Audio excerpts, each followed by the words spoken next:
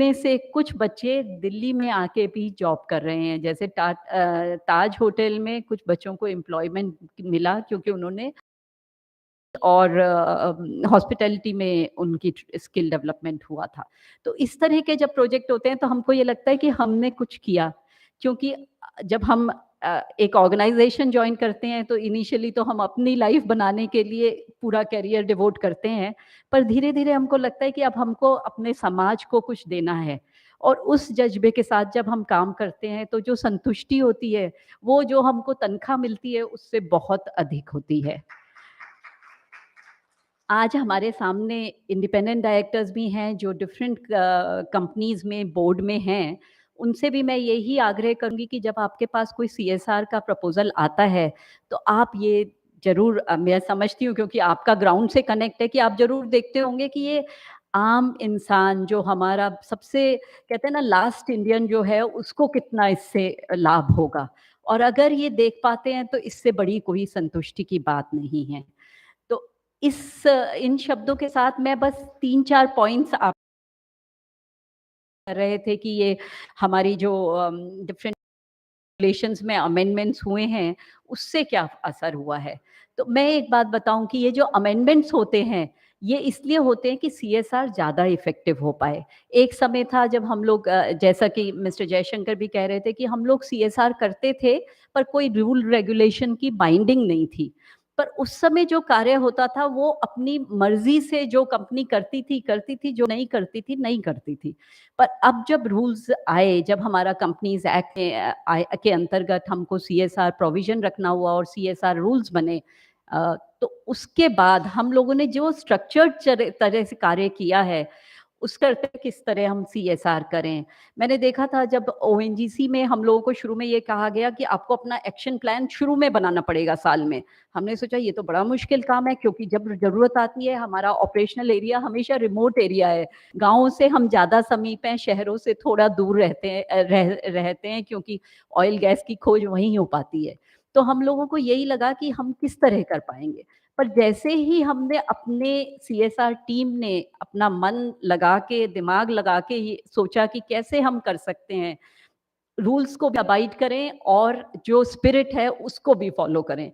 हम लोगों को बहुत सारे वे फॉरवर्ड मिले और अमेंडमेंट्स जहाँ तक है 2013 में रूल्स आए 14 में रूल्स आए, क्लैरिफिकेशन आया, 15 में भी आया, 21 में भी आया, 22 में भी आया। जैसे-जैसे हम प्रैक्टिशनर्स फीडबैक देते हैं, वैसे-वैसे अमेंडमेंट होते हैं क्योंकि सरकार का भी प्रयत्न ये है, फंड्स की सरकार में भी कमी नहीं है, वो भी खर्च करते हैं, पर वो ये चाहते हैं कि हम लोग इसमें इन्वॉल्व हों और इन्वॉल्वमेंट कैसे आता है जब हम अपना पैसा लगाते हैं करके प्रोजेक्ट्स लेते हैं, जैसा कि महावर सर कह रहे थे प्रोएक्टिव प्रोजेक्ट्स लेना है तो हमको ये समझना होगा कहाँ पे क्या ज़रूरत है और फिर जब हम प्रोजेक्ट इम्प्लीमेंट करते हैं हम इम्पैक्ट असेसमेंट करते हैं और इम्पैक्ट असेसमेंट के लिए बीच में हमको कंस्ट्रेंट आ गया था कि लिमिट 50 लाख की हो, पर अब वो 22 में जो 2022 में अमेंडमेंट आया है, उसके अनुसार वो जो whichever is higher 2% of our CSR spend and 50 lakh whichever is higher तो उसमें ओएनजीसी जैसी कंपनी जो 500 करोड़ से अधिक खर्च करती है, हमारे लिए अमाउंट बढ़ गया। हम लोग करीब अच्छा अमाउंट 9 करोड़ के करीब अमाउंट करके हम इम्पैक्ट असेसमेंट कर सकते हैं, जिससे कि हम जो हैं आज मेरे ख़्याल से विचार-विमर्श में आएँगी, प्रोजेक्ट 3 साल, 4 साल की ड्यूरेशन के हों, ये सब पे आप लोग चर्चा करिए, किस तरह से इसका कुछ कंस्ट्रेंट आते हैं तो कुछ जैसे कहते हैं ना कोई चैलेंज आया तो अपॉर्च्युनिटी भी आएगी, जयशंकर जी ने भी कहा, तो डेफ़िनेटली हमको उसका वे फॉरवर्ड भी मिलेगा। जब आप सब लोग मिलके और इस पे चर्चा करेंगे, हमेशा मेरे को लगता है सॉल्यूशंस हम लोगों के मन में होते हैं, हम लोगों के दिमाग में होते हैं, इकट्ठे चर्चा करेंगे तो ज़रूर मिलेगा। इन्हीं शब्दों के साथ मैं आप सभी को बहुत-बहुत शुभकामनाएँ देती हूँ और विशेषकर सीएसआरएल को देती हूँ क्योंकि उन्होंने हम सबको यहाँ एकत्रित किया। जब तक हम लोग सब इस तरह एक मिशन की तरह इकट्ठे होके इन चीज़ों पे चर्चा नहीं करेंगे, तो हम इम्प्रूवमेंट कैसे पा सकते हैं। सो मैं आप सबको इस सेमिनार में आने के लिए, इस समिट में आने के लिए धन्यवाद भी देती हूँ और ये मेरे को यहाँ इनवाइट करने के लिए दीनदयाल जी, मैं आपको विशेष धन्यवाद देती हूँ। Thank you.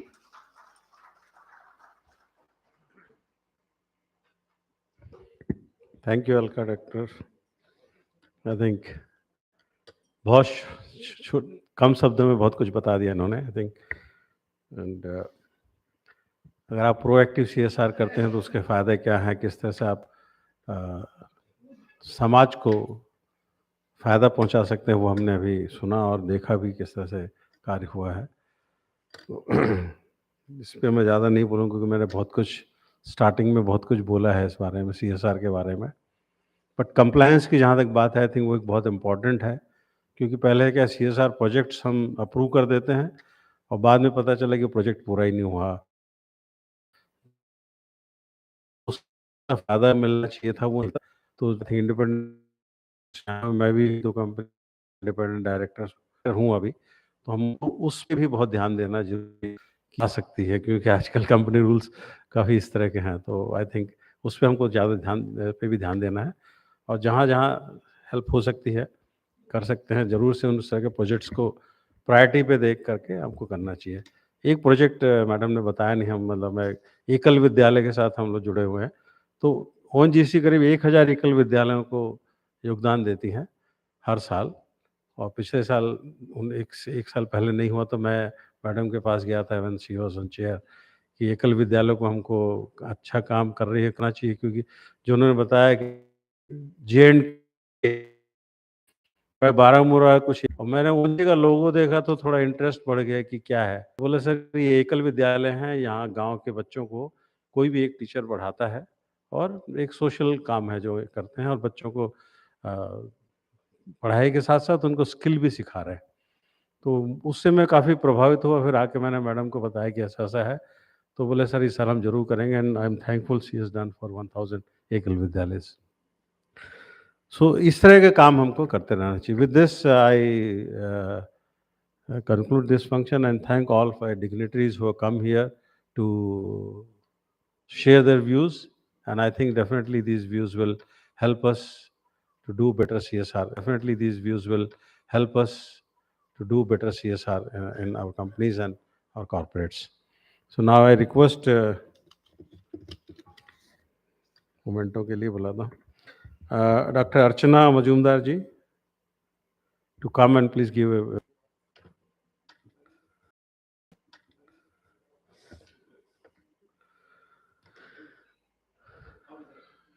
आगे आ जाइए मैडम, आप भी आ जाओ।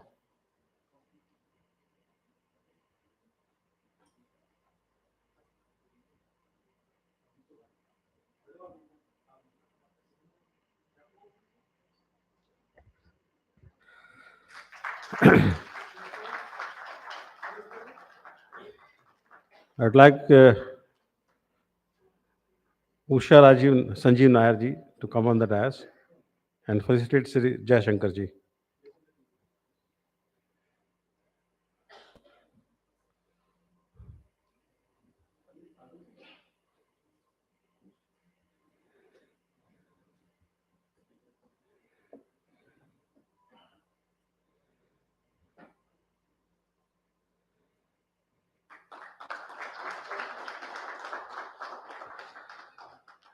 So I request Rashim Mishra ji, please come on the dais and facilitate Dr. Alka Mittal. Thank you, madam.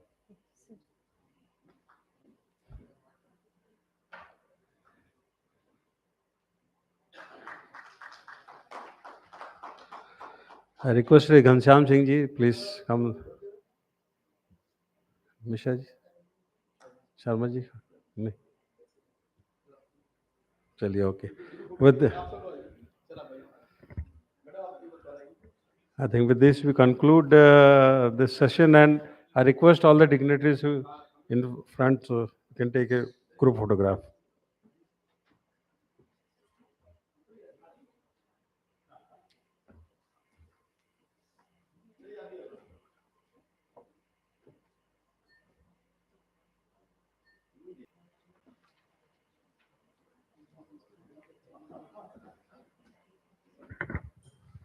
Shefali Jain ji.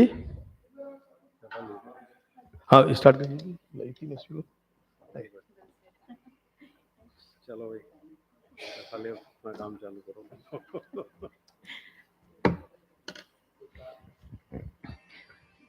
Good morning, everyone. So let's start with the first session. This session will be on trust, societies, and companies act. For this, I would like to call upon stage Shri Gaurav Saraf, Partner Tattvam and Co. Council, Supreme Court of India. Please come upon stage.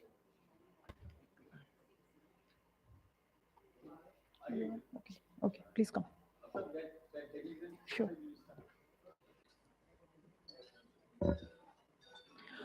In this session, we'll be talking about latest amendments in Companies Act 2013 regard to CSR, punitive provisions under the Companies Act regarding CSR, requirement of implementation agencies, requirement of registration, 12A and Section 80G of Income Tax Act 1961.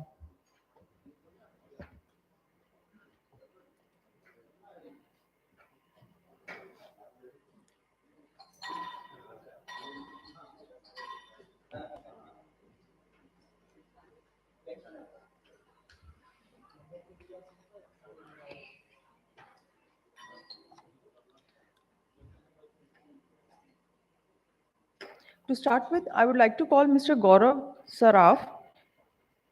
Please come.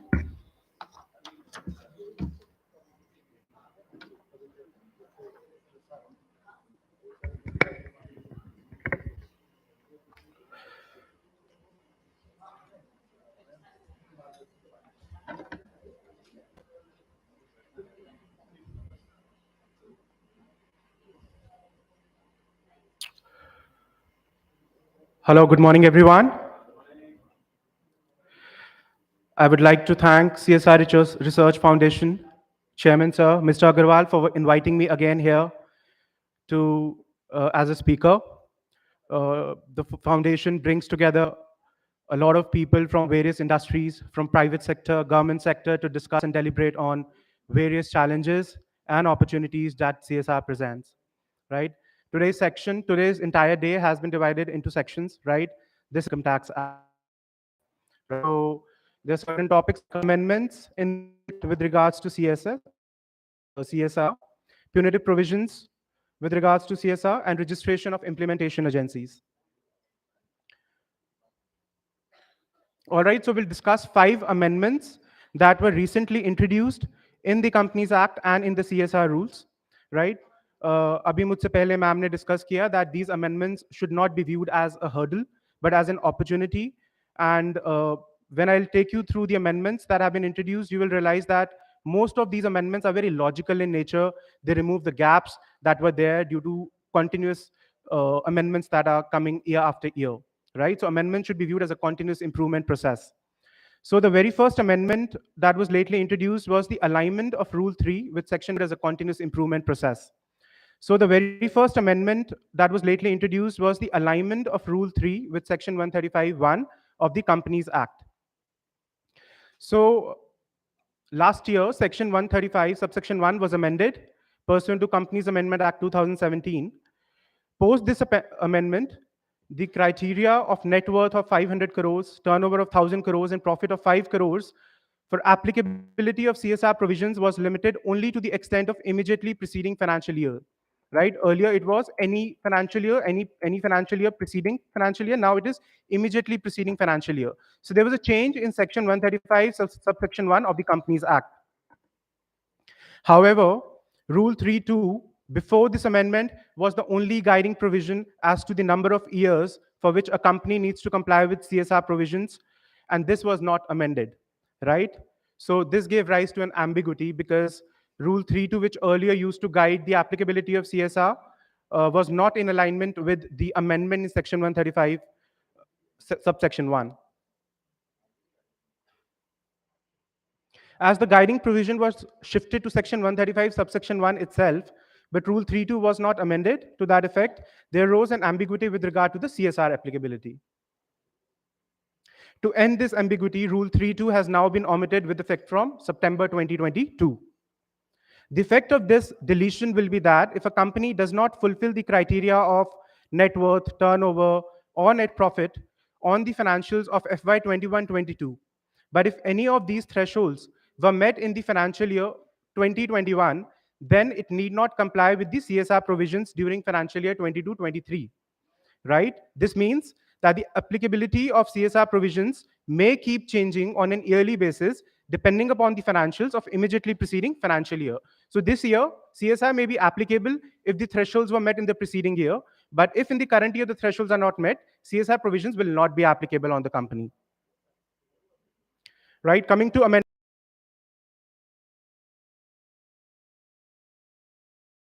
activities will continue to be required for the amount spent from the unspent CSR account so long that there is an amount lying in the unspent CSR account of the company. The CSR committee will have to be continued and cannot be dissolved.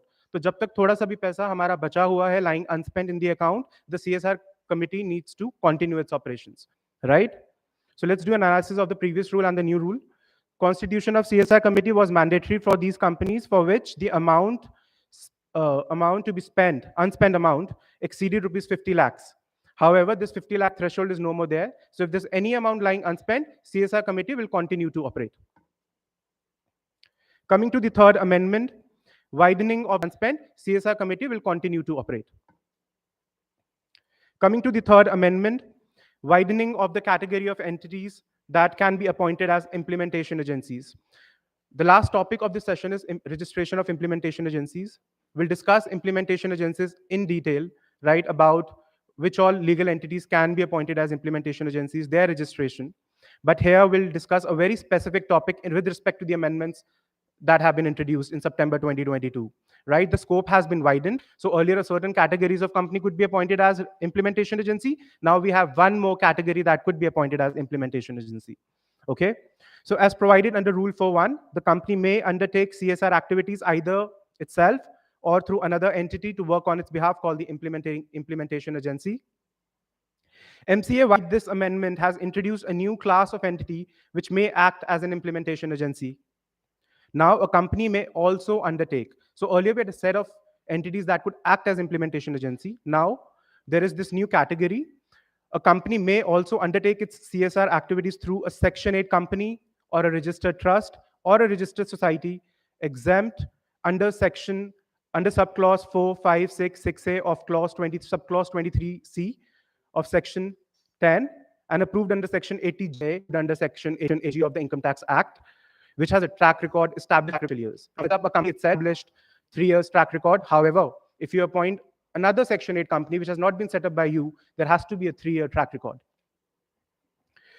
So earlier above mentioned entities were only registered under Section 12A and approved under Section 80G of the Income Tax Act, and they were allowed as implementation agencies. So earlier we only had Section 12A, right? 12A, 12A, now there's Section 12AB, but now it also says that along, and they were allowed as implementation agencies. So earlier we only had Section 12A, right? 12A, 12A, now there's Section 12AB, but now it also says Section 12AB, companies registered, exempted under 1023C, clause 456, 1023C, clause 4566A. We'll discuss that in the last session when we talk about registration agencies. Objects that entities exempted under this section can cover. We'll just quickly run through that. Clause 4, any other fund or institution established for charitable purpose. Clause 5, any trust or institution wholly for public religious purpose or wholly for public religious and charitable purpose. Clause 6, any university or other educational institution. Clause 6A, any institution. Clause 6A, any hospital or other institution for the reception and treatment of persons suffering from illness, right? In my view, the entities covered under the said subclause clauses of Section C of the Act should engage in activities which have been mentioned in Schedule 7 of the Companies Act, right? For example, in case an entity covered under Clause 5, if you look at Clause 5, right? Clause 5 talks about public religious purposes, public religious and charitable purposes, right? But this is not covered under Schedule 7 to the Companies Act, right? So in case an entity covered under Clause 5 of Section 1023C is engaged exclusively in religious activities, which is not covered under Schedule 7, such entity cannot be appointed as an implementation agency. All right, coming to the second last amendment, amendment number 4, revision in the limits to book expenditure towards impact assessment. This was briefly touched upon by ma'am. We'll discuss this in detail here. Right, so earlier the limits to book expenditure towards impact assessment was lower, of 5% of the CSR expenditure for the financial year, or rupees 50 lakhs. It has now been amended to higher of 2% of the CSR expenditure for the financial year, or 50 lakh rupees. The change permits higher spending on impact assessment in case of significant CSR projects. The amendment provides relaxation to large companies like ONGC, as it was just discussed, doing CSR and who are mandatorily required to undertake impact assessment. So a comparative analysis here, previous rule, expenditure on impact assessment, earlier 5% of 50 lakh, whichever is lower, now 2% of 50 lakh, whichever is higher. The new rule increases the limits of booking expenditure by putting 50 lakh as minimum amount that can be booked. Now coming to the fifth amendment, rationalization of form of annual report on CSR. The template of annual report on CSR was made quite elaborative with the company's social CSR policy amendment rules 2021. It was quite detailed. Now it has been cut short. It has been made more relevant and easy to comply with.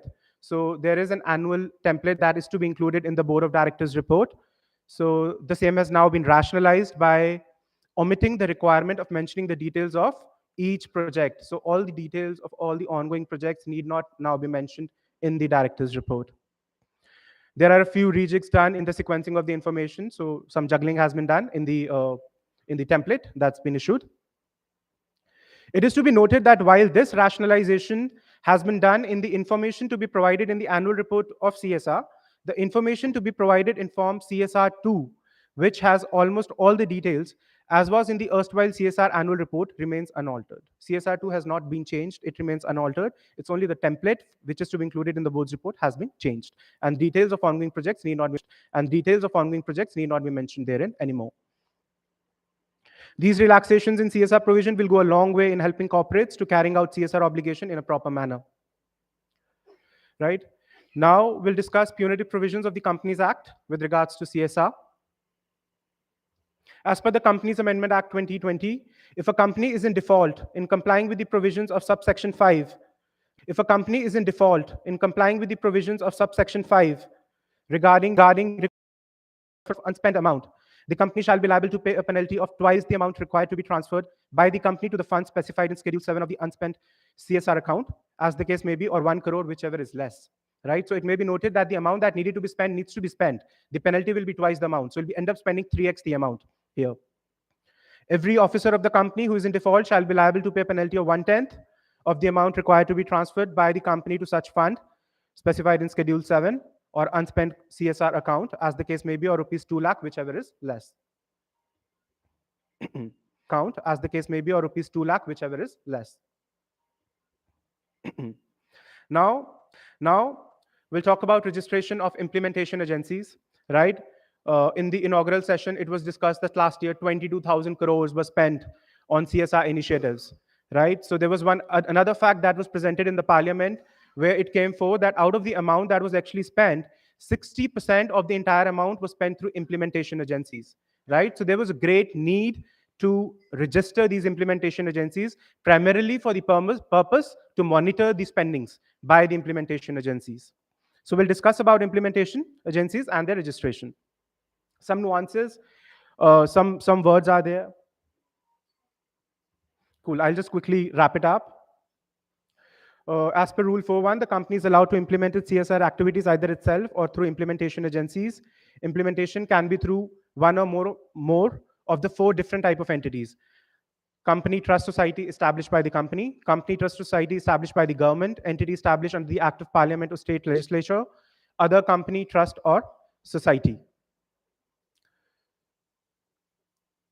So when we talk about a company, trust, or society established by the company itself, right? So what are the legal entities? It could be Section 8 company, it could be a public trust, or it could be a registered society, right? The entity could set up the legal entity itself or along with other companies. It should be registered under Section 12A and approved under Section 80G of the Income Tax Act. Now we also have Section 1023C, right?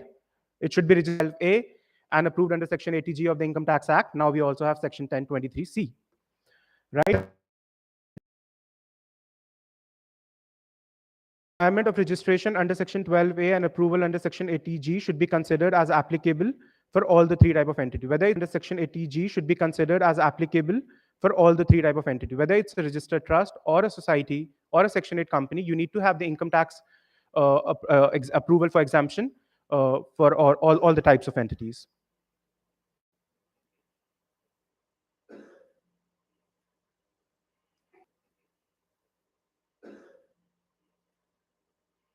ATG, the following entities cannot be approved under Section 80G: an entity expressed for the benefit of any particular religious community or caste, an entity which incurs expenditure of a religious nature for any amount exceeding 5% of the total income. Such entities are not allowed, not covered, right? A private trust cannot be covered. Now we talk about registered trust, registered societies registered under the Income Tax Act, right? What does the word registered mean?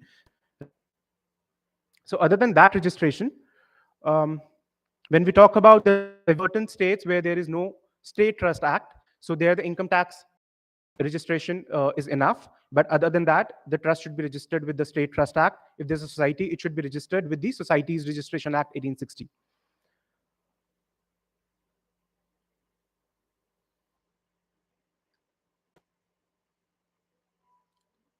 So a company may implement its CSR activities through a Section 8 company, a registered trust or society. In other words, through a Section 8 company, a registered trust or society. In other words, such an entity need not have been established by the company or the government.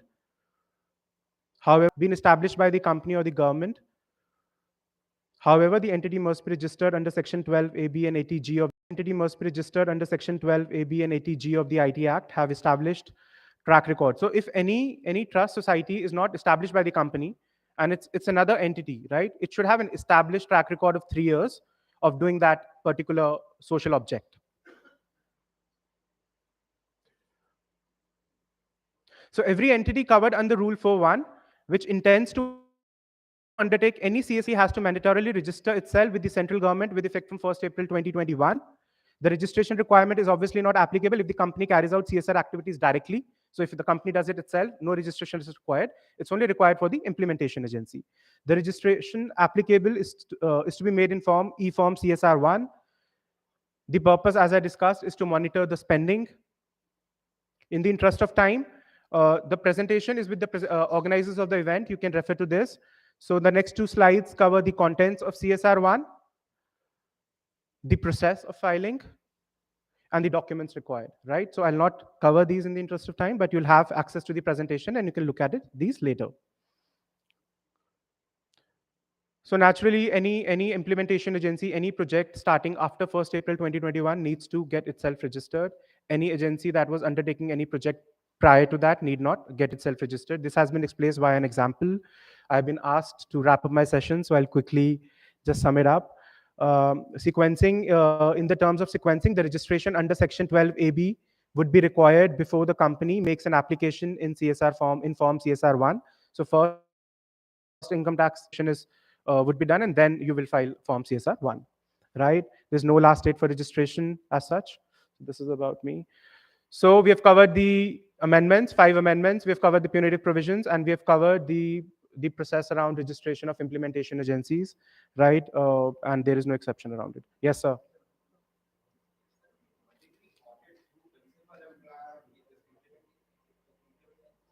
Yes, sir.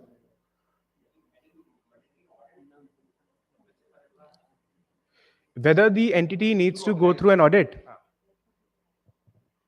So this topic will be covered. We have another sections where we'll discover CSR policy, CSR committee. This will get adequately covered in the following session through the day. Right.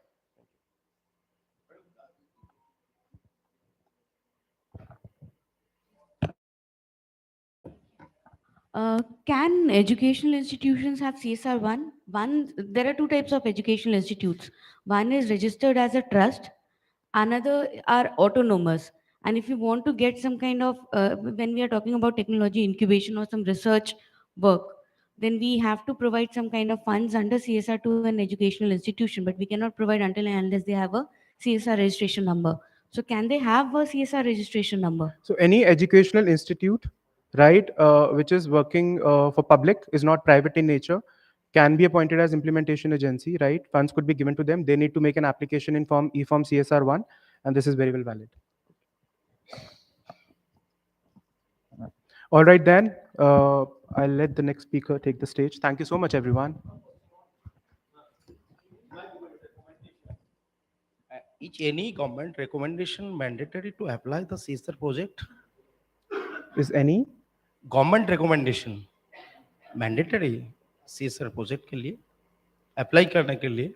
So there are certain objects given in Schedule 7, right? On those objects you can spend, you can incur expenditure in revenue nature or capital nature, right? Organizations wish and objectives that are close to you, right? So government recommendations are there, but those are not mandatory in nature. So an organization is free to do as it wish within the policy framework.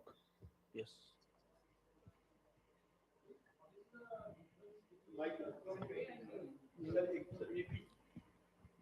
Sir, earlier there was 12A, right? 12AA, now that is 12AB.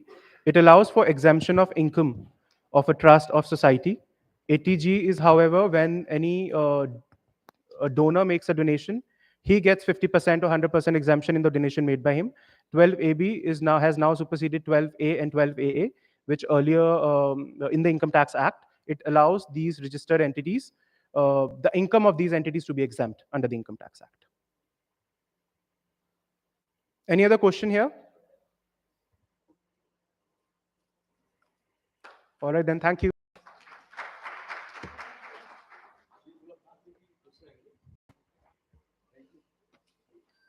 Thank you, Gaurav, for your wonderful insight. Now, I would like to call upon stage Mr. Abhishek Jain. Sorry, call upon stage Mr. Abhishek Jain. Sorry, on dais, Mr. Abhishek Jain. Please come.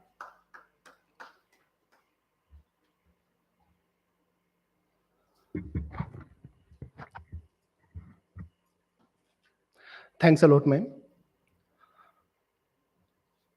First of all, really thankful to CSR Research Foundation, specifically DD sir, and all the members who have part of this institution.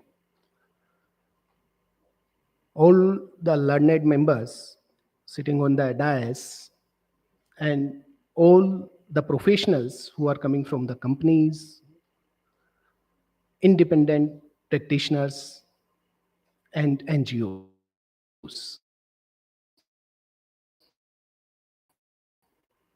First of all, the words which is put forward by our Honorable Sansad ji, कि वो दुनिया को बाजार समझते हैं और हम दुनिया को परिवार समझते हैं. It was again an amazing line. And punching line by Aarti ji, Jai Jawan, Jai Kisan. Specifically, at that moment of time, Kisan was sitting on the dais and the Jawan was sitting in front of the dais. Both have their separate responsibility as far as CSR is concerned. Now, coming to the point, request to please. Now, the topic given 12A and ATG, the most prominent section as far as fraternity is concerned. To the FAQs for CSR regarding implementing agencies, etc. And of course, income tax as well. They have covered this very well, Gauravji. So first two slides, definitely I need to move. But one important thing, immediately preceding financial year, that has been taken care. But one question in my mind, let's assume 3 years standing as far as CSR is concerned. Let's take an example. If an organization, a company is set up in the recent financial year 22-23, and they have crossed any one of the limit, can anyone let me know whether they are really need to follow CSR rules and regulation? Anyone? They have crossed the limit. And they have just recently incorporated in 22-23 itself. Anyone they need to follow the rules and regulation, CSR, or otherwise we need to see the 3 years implementation criteria. Anyone? Is this criteria for 3 years changing is for the companies as well, or otherwise implementing agencies? Exactly. Thanks a lot, ma'am. So we need to be very careful. And mind it,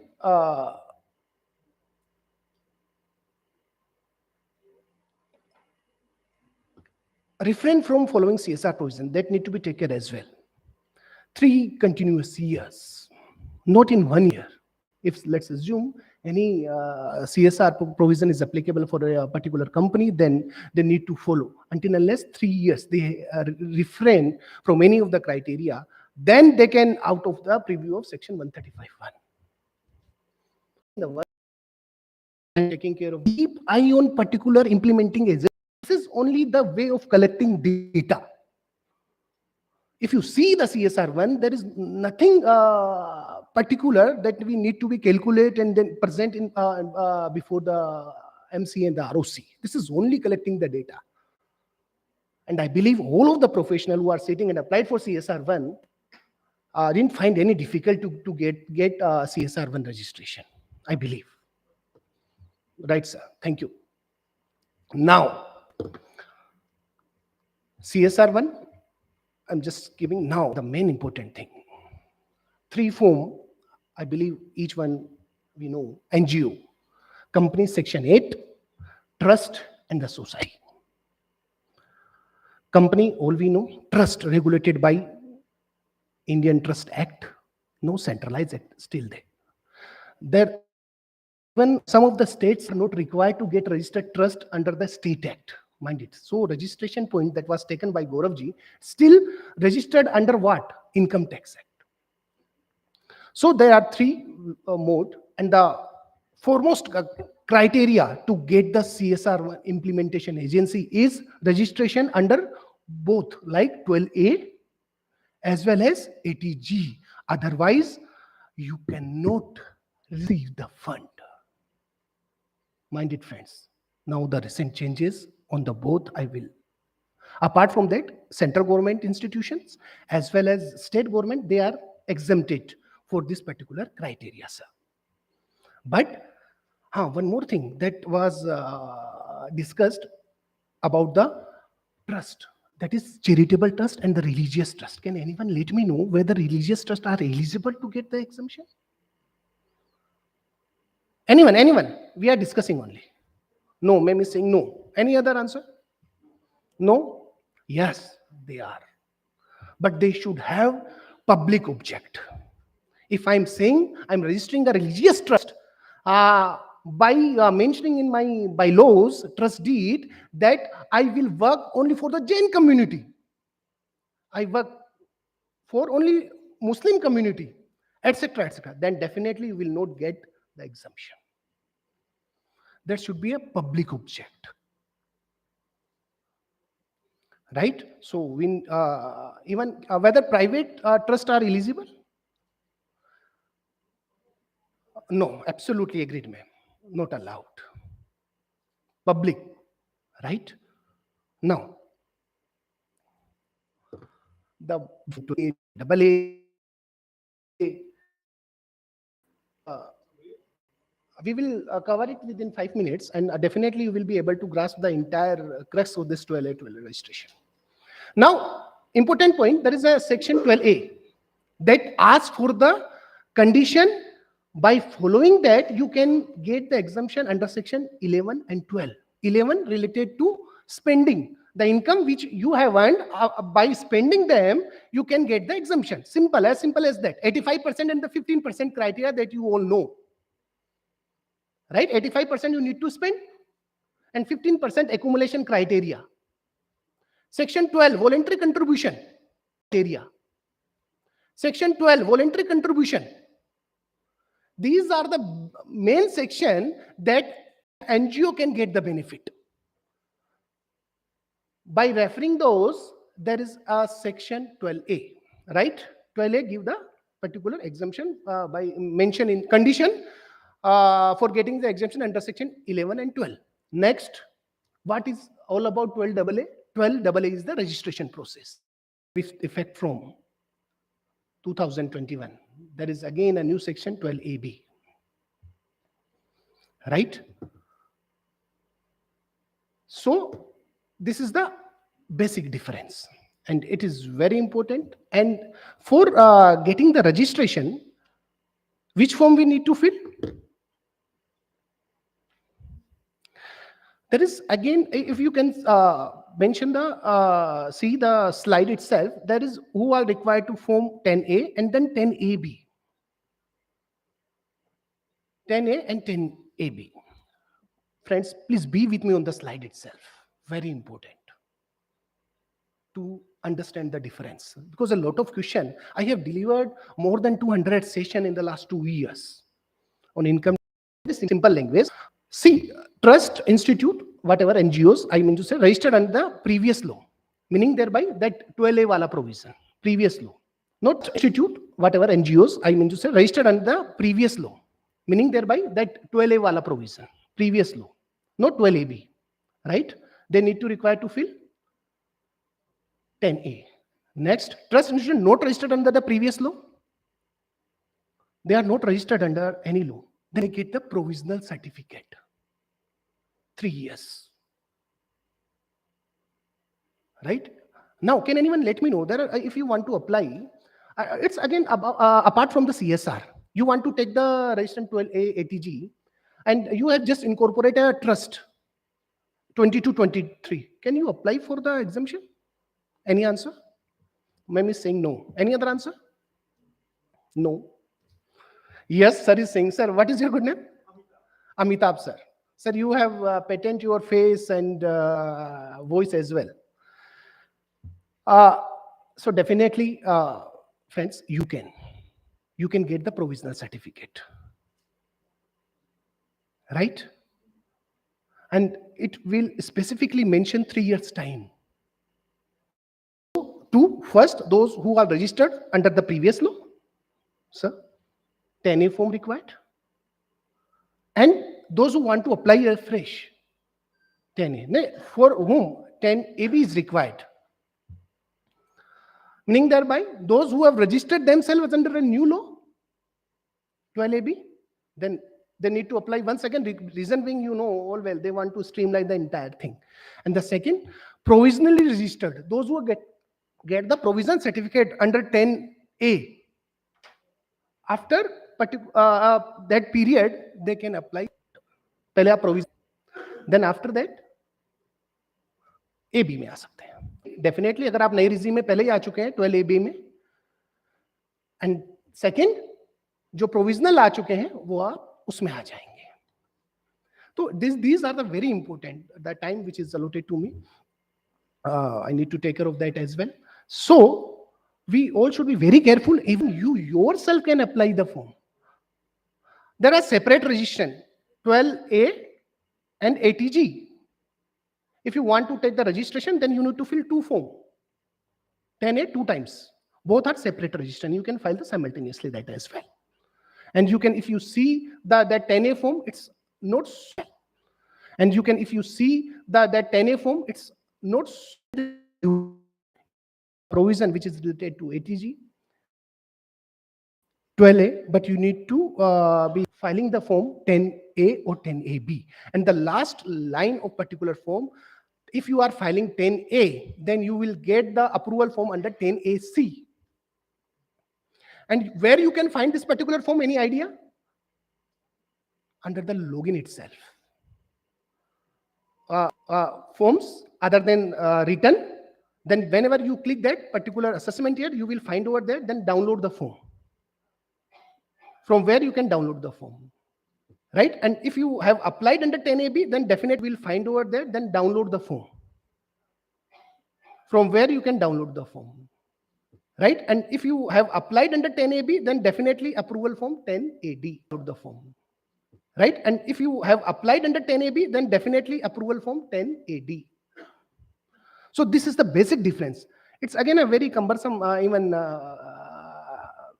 high fuzzle topic ki when we need to apply 10A, 10AB, who will get the 10AC, 10AD. So these are the requirement. And for CSR, all of you know, we are sitting here for CSR discussion. Both conditions should be fulfilled.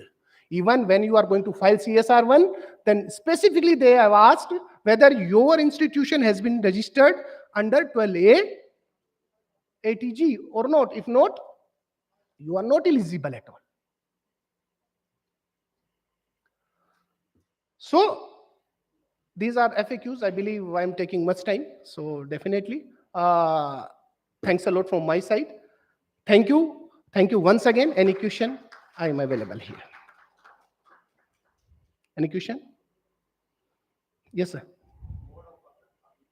Mode of application? Online. Online application. Sir, it's again quite simple. And at we are previously followed that we need to go to commissioner and request him. All are the purani baatein.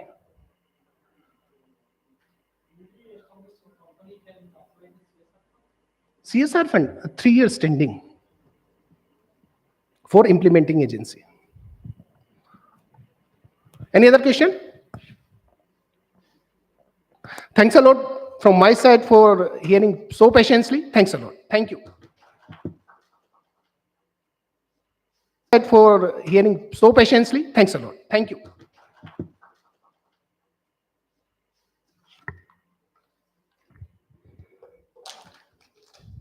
Thank you, Abhishek. Now I would like to call Mr. Vishal Sharma. Please come.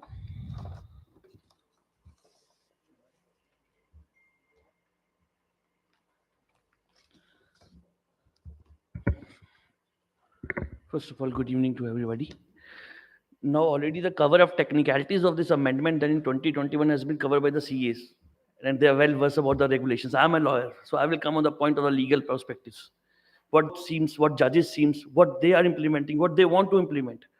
Now, coming to the legalities of the issue, what is CSR is for the broad mind of judges in the court is that it's a framework for social risk. How this independent director provision is for the government sector. For a private sector, the independent directors who are holding the equity, he is the boss. He has to decide where I have to put my money. So now, first of all, differentiate between these aspects is that the holistical approach of the corporates, like big corporates of manufacturing, like Bajaj Motors, Mavana Sugars, which are big corporates. The first question comes from promoter is, how will I invest my money? Tell me a place where my money is also secured and my name is also there.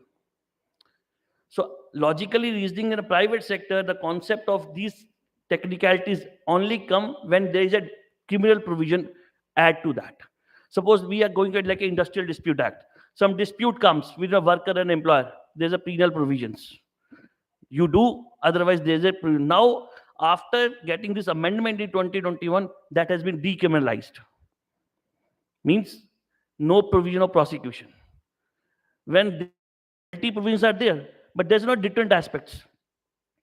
Once there's no deterrent aspects, courts has very legally hand, okay, no problem. 1 crore penalty, pay it. You are leave.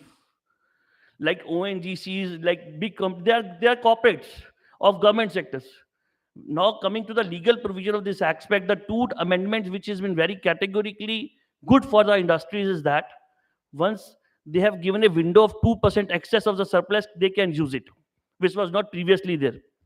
Now, second comeback comes excess of the surplus, they can use it, which was not previously there. Now, second comeback comes undivided issues. Means suppose you have a corpus of 50 crores, out of which 5% you can use for your monitoring, something of that. That is a very good thing, which was not in previous aspects. So one big thing which comes in the hand 2021, they say no, this has to be separate.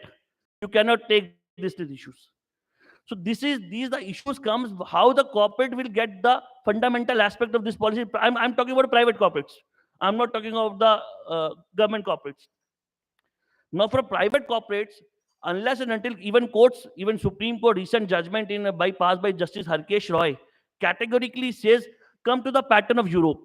What Europe does, Suppose now the corporates and industries in Europe, what they are doing, they are making private jails from their own funds, because the policy is very clear. You have to spend. Now this is a legal mandatory flame.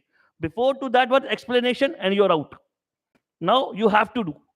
Once you have to do, the corporate has to make a grassroots policies of the provisions of the law. What provision says now is category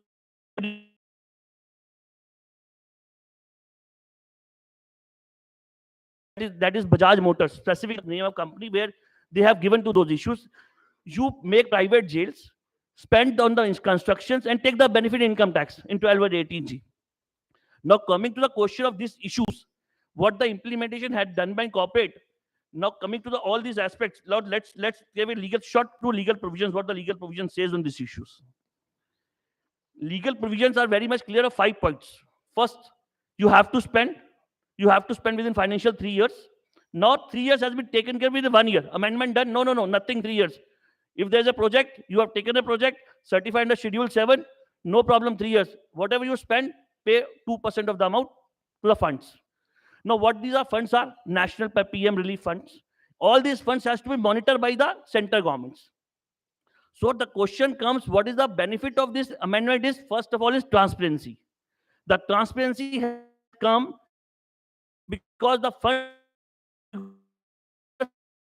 certified forms. So now what the government has to maneuver the things with the central government projects taking the, like, let's suppose let's take an example of state of Himachal, very small state of Himachal. There is smart classes project done by a firm called Drishti. It's a part and parcel of Tata Group. What they have done, they have done a private partner agreement with the state of Himachal that we will supply all the computer stuffs, everything which has been rejected by Tatas or by Infosys. They comes with that, stamping them, and they are giving to schools. Now legally, this is the implementation of CR after the amendment 2021 comes. So the penalization for the corporate is now to the penalization of the monetary aspect. There's no criminal provision or prosecution to the corporates now. The deterrent aspect comes for a private sector. The private sector, there's no need of independent director. There's only 2 directors who can take a decision for the projects. Now, what projects? That is defined in Schedule 7, already technically cleared by them.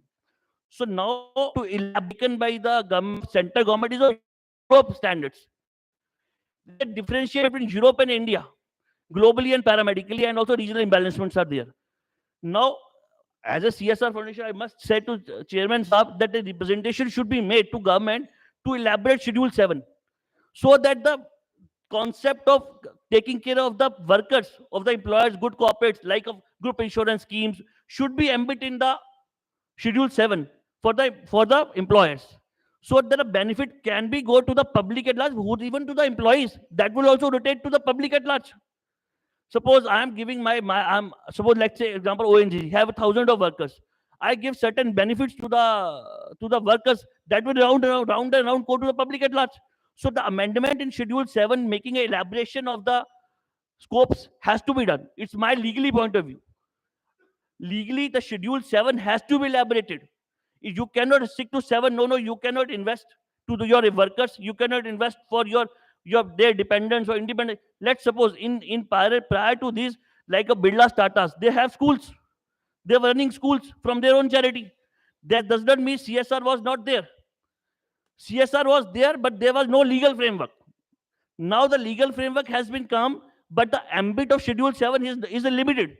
That's why Justice Harkesh Roy in a recent judgment had told to central government, have they recommended to them, kindly consider Schedule 7, why the employer cannot spend for their workers and dependents. The category question has been asked by central government to review the center to Schedule 7, and which is pending in the court. Second, recent judgment by the Supreme Court Justice Ardiwala has said that CSR concept, you cannot take a simple example what Europe is doing. You make the changes according to Schedule 7 by the Indian perspective. Suppose I'm a employer, I have 100 crores, I am ready to spend on my workers by giving them colonies, we are giving them residence. Why you don't want to be taken a part of their issues? This category question has been asked by central government, and there might be reply on that issue, that to elaborate Schedule 7. So that technically, there's one thing is most right now, the CSR is not a penalized provision. So there's no deterrent aspect on employers who are holding on a private limited. I'm not going on the government side. I'm going to private side, which is at large in the issues. Like a manufacturing union, Gurgaon Industry Association, Bajaj associations, they are saying, okay, 1 crore penal, no problem. You've done the projects. We will take you to the court. Now, question is whether this, because chairman sahab is well known now to the lobby also. So I might request that to see from the private perspectives. Private perspectives, when the provisions have no penal provision action law. My project cost me 2 crores. Who bars? Now question comes, unless and until there is a penal provision of like prior to 2021, there was a penal provision saying that no, you have to put a jail in case you don't implement. That is a deterrent aspect was there, which has been eradicated by the amendment by doing a decriminalization of the offenses. So primary issue through court is nothing. Suppose I am investing in, like ONGC is investing 1,000 crores. What is the big deal to pay 1 crore penalty to them? Nothing. So now that point of view, the amendment of a corporate at large for a private sector has to be done in an elaborated way. No. Let's make a channelization to put to the government that certain deterrent aspect, if are not there, nobody in a corporates are ready to keen to. Investment is a separate thing. Every investor is doing investments for his betterment of his workmen's group insurance scheme, industrial dispute act, workmen compensation, and entirely different aspects. So what we are thinking of the CSR after 5 years, what is that? Unless and until there is a penal provision, unless and until there is a deterrent aspect is there, is my point of view as a lawyer, in a court, what I will do after 5 years? Okay, no problem, penalty pay. We are ready to pay the penalty. So legalization of this act has to be done. Otherwise, the grassroots level is fine, properly fine. Like Tata, like Reliance, they are already doing these aspects. Tata's Dishti is a channel who is taking care of all CSR activity. Tata is there with other categories. So big shots have no problem. The problem only comes with the like of the manufacturing units like Bajaj, like who are the now players in the market. You cannot put hand to them because there is no penal provision. So the implementation of the law is very much clear about those aspects.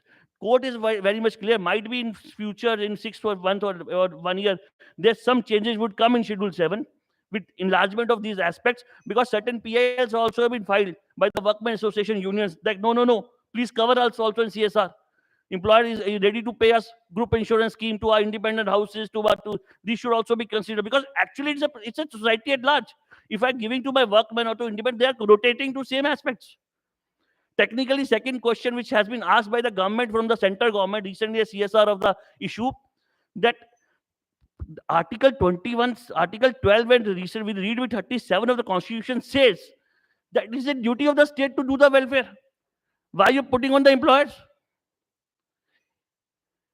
Under the category question asked by central government council was that, okay, he's a corporate, he's making his profit, he's here to make his profit. Has been asked in a Tata Memorial case which is pending in the Supreme Court. So might be it's a premature act CSR. So it's coming into phases.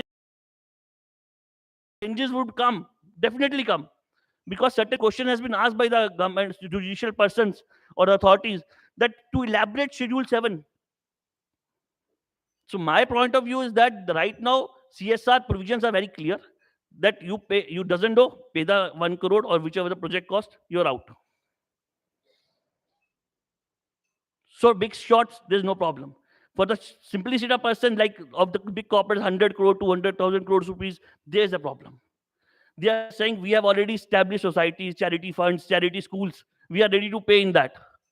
As a lawyer, I know how to rotate the same. I would not say on that issues. The problem comes how the rotation of money goes. So technicality issues comes in the issues that now it's a premature issues. Let's wait for 6 months or 1 month, 1 year. So certain thing will come in this issue. Thank you. Thank you. एक minute sir, जो भी यहाँ speaker हैं, इनके जो भी thinking है या थॉट प्रोसेस है, जो एजुकेशन है, ये सबकी अपने प्राइवेट कहते नहीं है, अपने अपनी व्यक्ति है, एक्सप्रेशन है।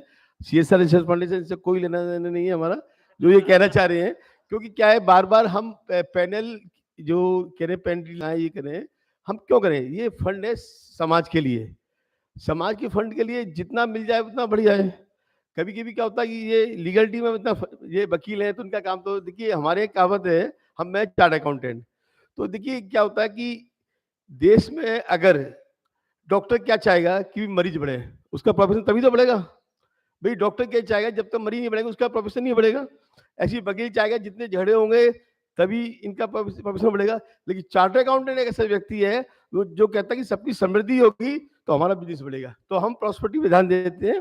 तो वकील साहब ने जो कहा है, मैं हो सकता है सहमत हूँ या नहीं हूँ, लेकिन ये इनके वक्तव्य है, हमारा कोई इससे नहीं है। पैनल पवित्र होने चाहिए लेकिन बड़े हार्श हो ऐसा भी नहीं होना चाहिए। जो लॉ है वो भी अपने आप में बहुत स्पष्ट है।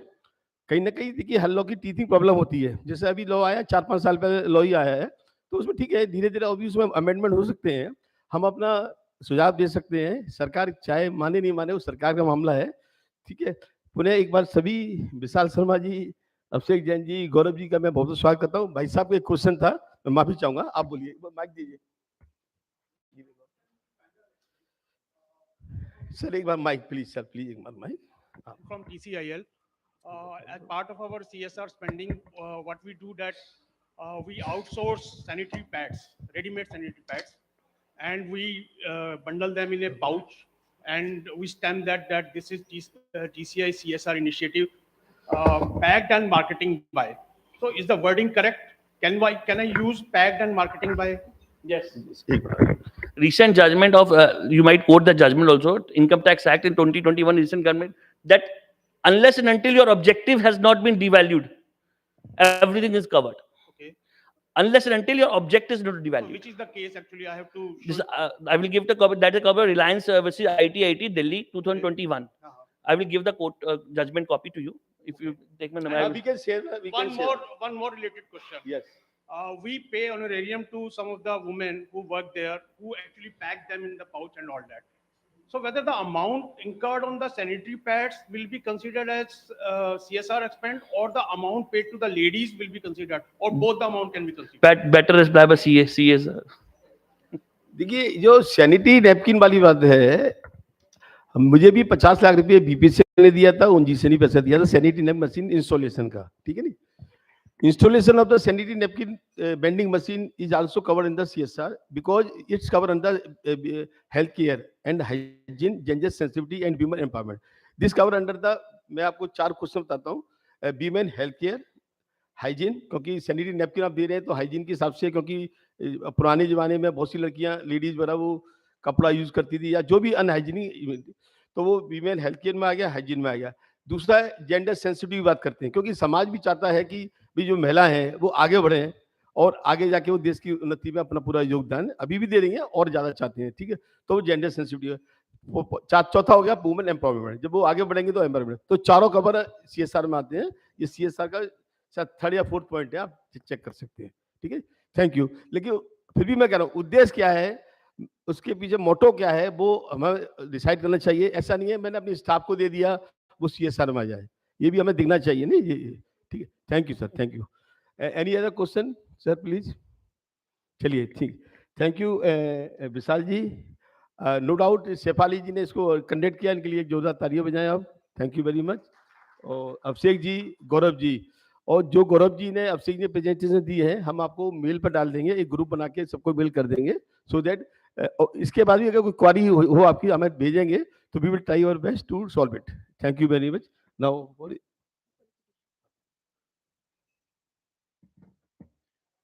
Now we would like to felicitate our speakers. For that, I would like to call upon stage Shri Lakshman T. Tapashi, Independent Director, Rights Limited. Shri Asim Mishra, Independent Director, NBCC India Limited. Yeah, sure. Shri Lakshman Mishra will felicitate Shri Gaurav Saraf.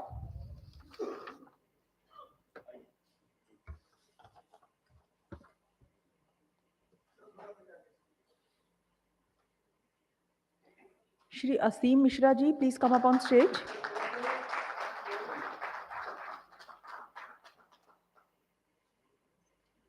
Asim Mishra stage.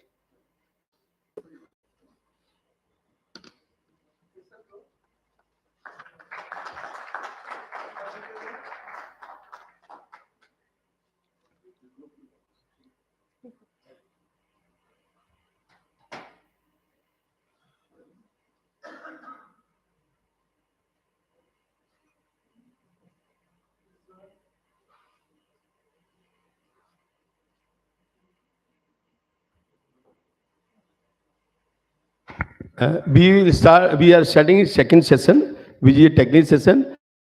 I special limited में है. मैं चाहूंगा कि इस जो session का संचालन और चेयरशिप आप ही करें, प्रेसिडेंट को आप ही करें. थैंक यू एस के सिन्हा जी. एक जोरदार तालियों से स्वागत करें आपका. Thank you.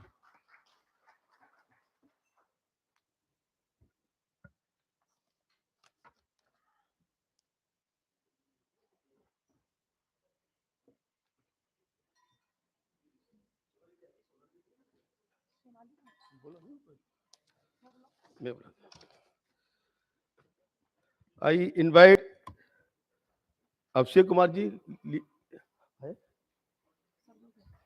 Abhishek ji, please come on the dais. Shri Dev Gupta ji. हाँ, कोई बात नहीं. और miss Saloni Gupta ji.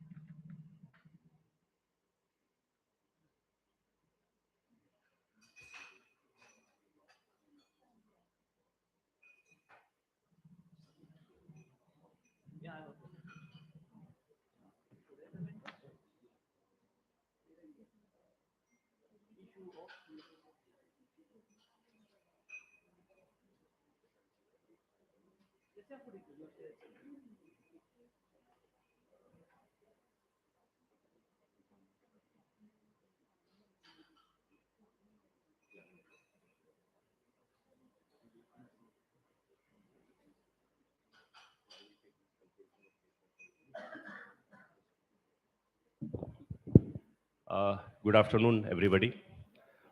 It's very heartening to be here amongst all CSR professionals, as well as those who are espousing, championing the cause of CSR, both in public sector as well as corporate world. Uh, we have in this panel discussion our esteemed panelist, uh, Saloni Gupta, Senior Manager EY, and Mr. Devan Gupta, Partners, Kritam Advisory, and Abhishek Kumar, who is Lead CSR LG India. So after this first session, where we discussed, and now we also welcome Mr. Anil Sharma, former Director, UCO Bank.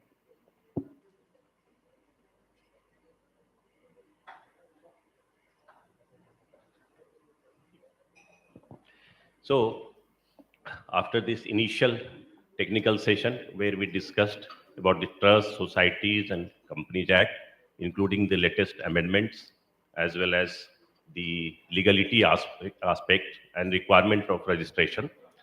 Now we will dwell upon the topics like composition of CSR committee and role of board of directors, and also the role of CSR committee and implementing agencies. Then we'll also touch upon developing CSR policy, and next financial reporting and issue of CFO certificate and disclosure part. So I would like to start with the composition of CSR committee and role of board of directors, and I will be presenting it. And in that we will also deal some of the challenges which we are in general facing, both by corporate world as well as PSUs. And then I will invite one by one all the other panelists. Thank you.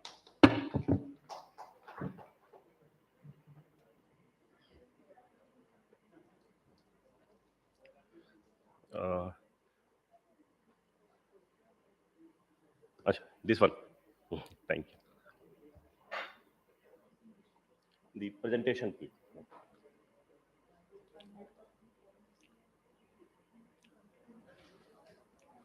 I will skip the background part because that may have been covered by now.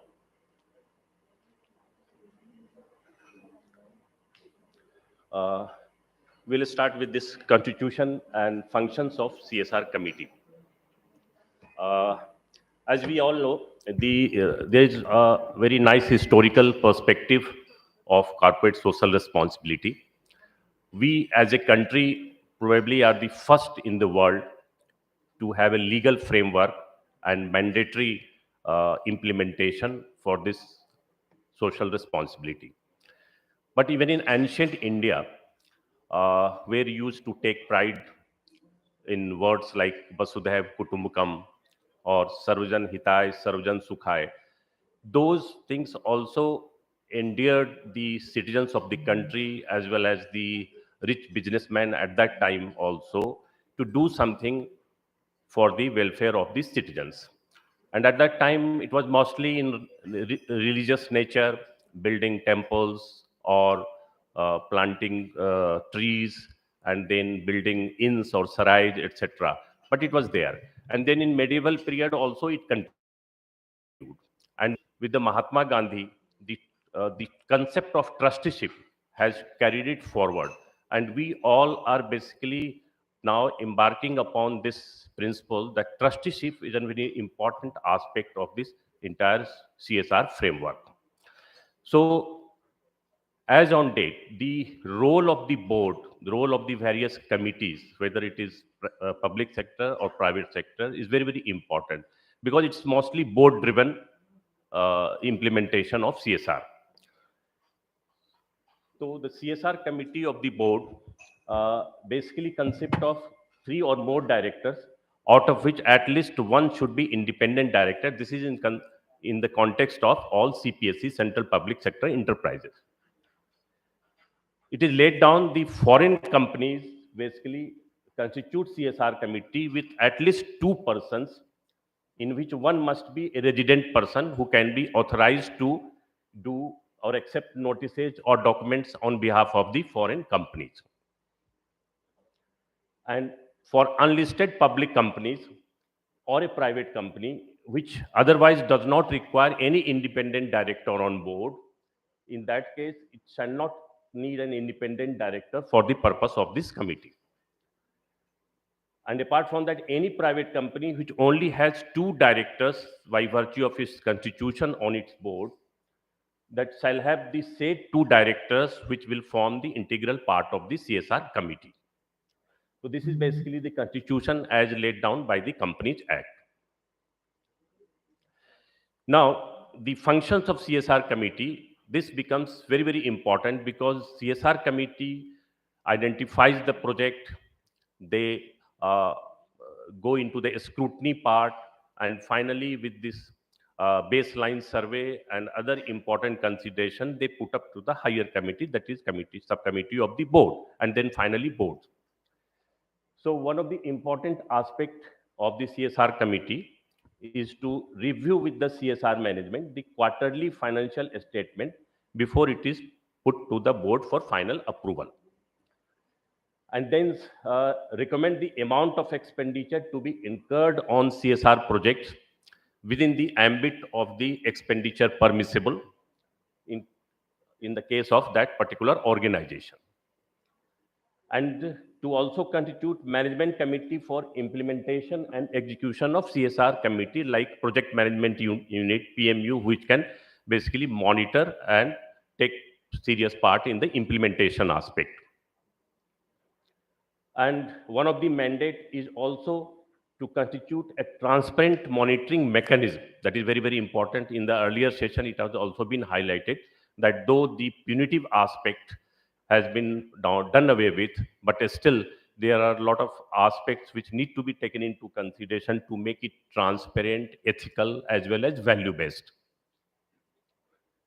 And then it also reviews the performance of the company in terms of CSR from time to time. Periodical review is also carried out by this committee. And they also submit an annual report of all the CSR projects which is undertaken by that particular organization to the board. And another important role is to review the CSR policy from time to time in keeping with the requirement. For example, during the COVID times, a lot of special efforts have been made by the government as well as DP to make it more amenable to the COVID requirements. The role comes into the first important aspect of the board of directors in implementation of CSR is to approve the CSR policy of each and every company. But every company in sync with the overall guidelines of the Companies Act, they have to make their own CSR policy. And then to discuss the content of such a policy in its report and mandatory disclosure on the company's website also. And it is also important that they should ensure that the company spends in every financial year at least 2% of the average net profit. That is the mandatory provision they have to ensure. And the board shall also specify in its report the reason for not spending the amount if the amount remains unspent. So the reasons must come forward.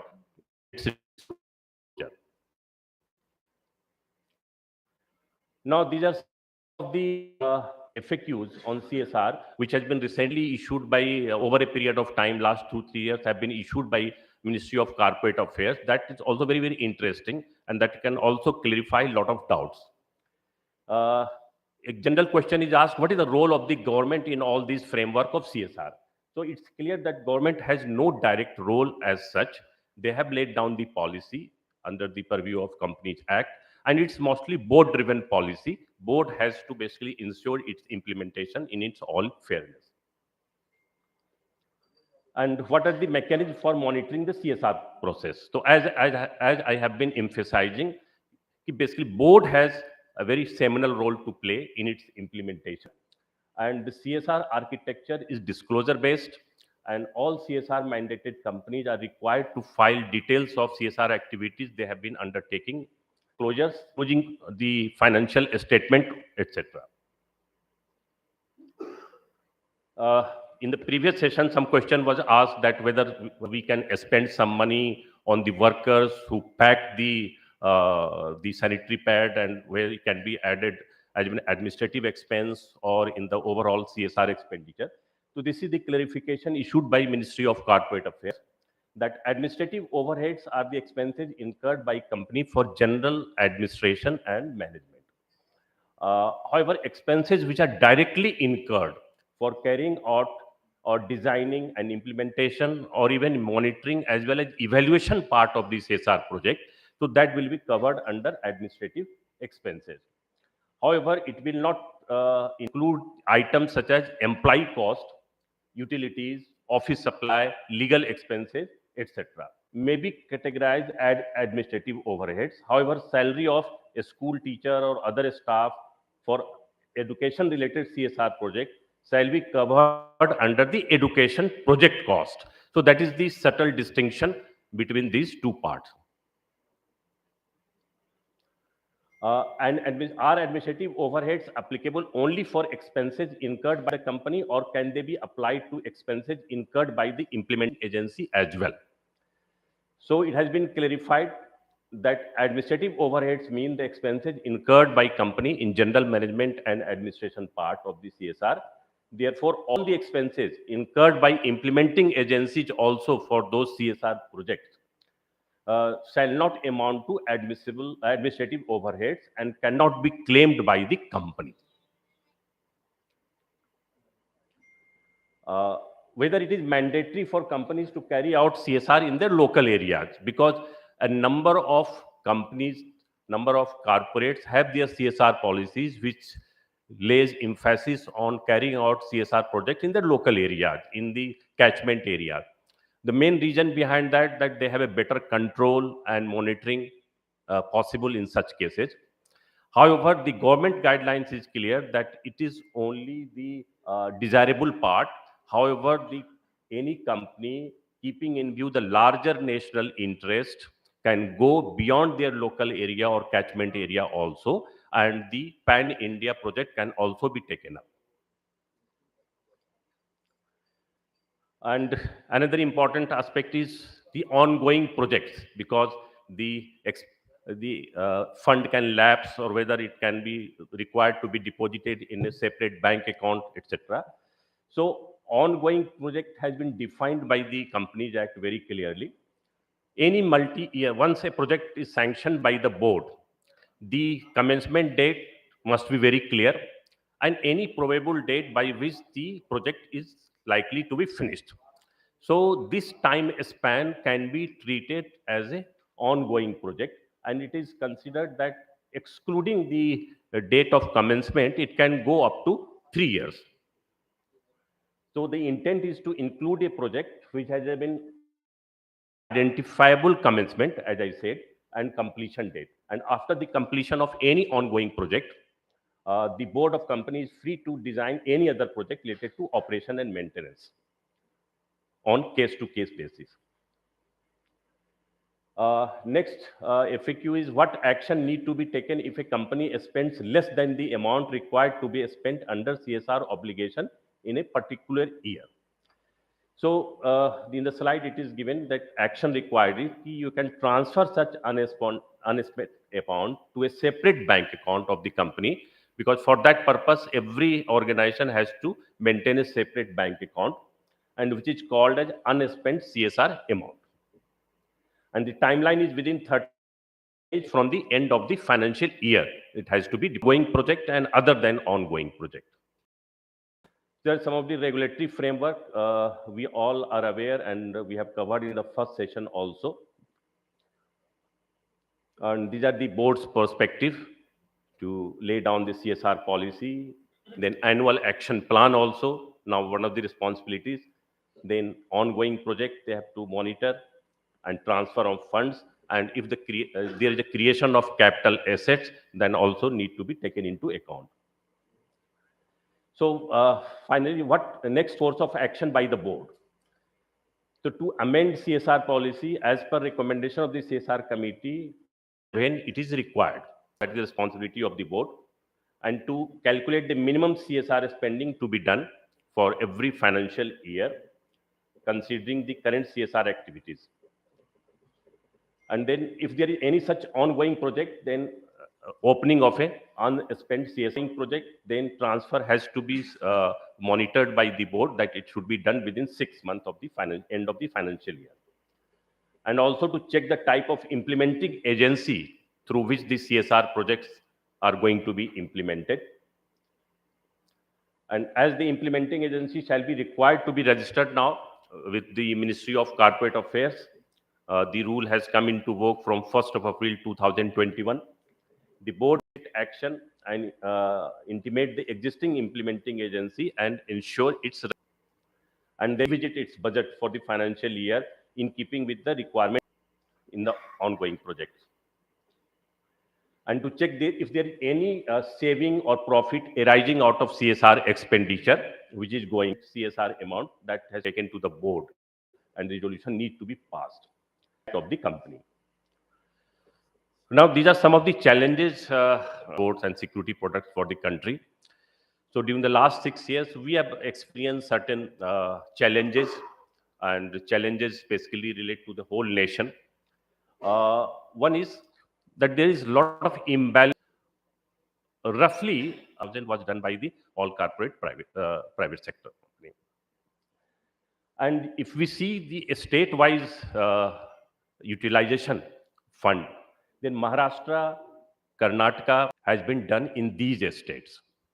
And incidentally, these covered those districts, but the poor states like to about only 10% of the CSR expenditure, though the district, the aspects like sports, hardly there is 1%, technology, incubation, armed forces, heritage, art, culture, hardly overall 3 to 4%. So in the funding pattern, and then in delay in project identification by the companies. So the project is directly or via their own trust they have formed. So about 44% of the CSR projects are handled by the companies directly or through their formed trusts. And CSR projects which are handled by the implementing agency, that account for about 43%. Then there is lack of information system in the whole CSR ecosystem. Like what are the various projects which a company can take up? What are the kinds of inputs based on which the organization can take up any CSR project? That is on a website. It has been done by Ministry of Heavy Industries, where you get information about the various central and state projects and poor region of the country. So these can basically help, this information can help an organization to plan and prioritize their CSR projects. Similarly, for NGOs, there is a Darpan portal where more than 91,000 NGOs belonging to working in different areas of work have been listed. And you can have the details also. So for a state like Karnataka, they have set up an Akanksha portal where all district, tehsils, and overall estate, the good projects are laid down and offering this to corporates. Then one BSc Samman CSR platform. So it basically gives details of all the validated CSR programs. And then one CSR exchange, also app-based, that is also in the process of getting a robust implementation. And more visible in case of the CSR projects, so that it can encourage the corporates, it can encourage the private companies or the CPSEs to go for such areas. And then benchmark of CSR activities, that is also very, very important challenge, because every organization is doing similar kind of activities, is also now working where United Nations concept. There they have 17 goals with about 169 targets. So one of the basic objectives, then finally need to build local capabilities and community participation. That is also very, very important at decentralized level. Thank you. Thank you for a patient listening. Now I will request Madam Saloni Gupta ji, Senior Manager EI, she will be speaking basically on and implementation part. Thank you, ma'am. Please.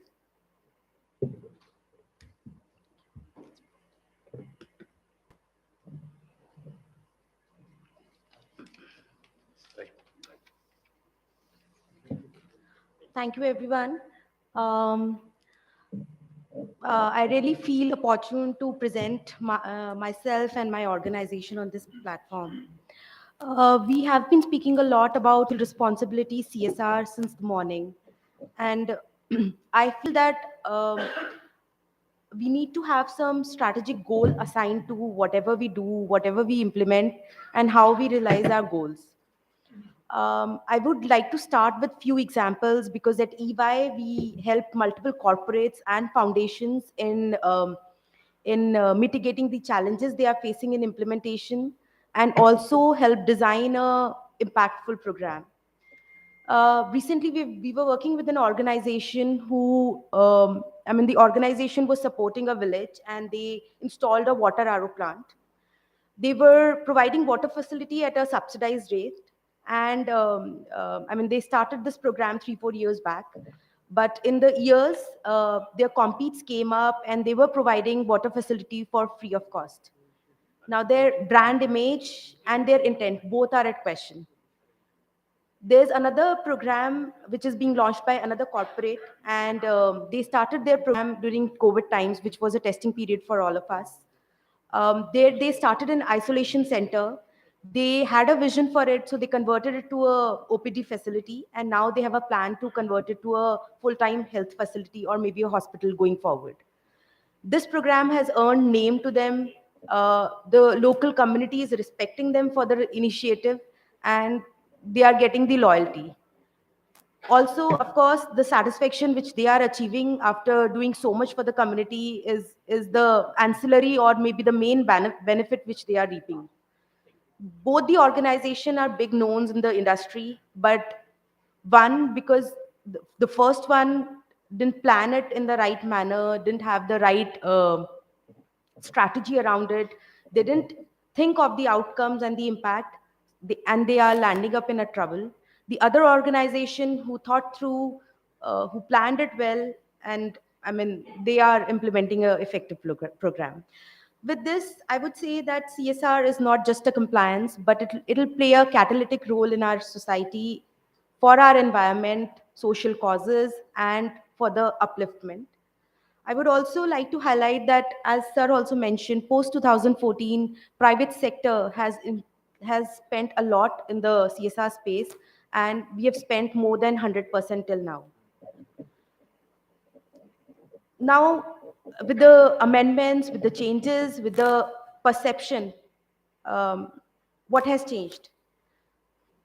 Accountability has changed and reporting has changed. We at EY believe in asking better questions and leading the answers. So what are the better questions which a corporate foundation or corporate should answer? Few are, do we understand the compliance? And by compliance, I don't mean that are we following the registration protocols, procedures? Those are already covered. I'm talking about the compliances of our own organization. Are we doing the right due diligence of the organizations we are engaging with? Are we asking the right questions, or are we pondering on whether our investment is correct or not? Do we have processes around it? Do we check? Do we take a course correction? We are not sure. Another point is, are we bringing in efficiency and efficacy in the work we are doing? Are we tying the outcomes to certain steps? Or maybe, do we have a theory of change in mind? Do we have outcomes and outputs both attached to our program? We are not sure. Are we creating the high impact?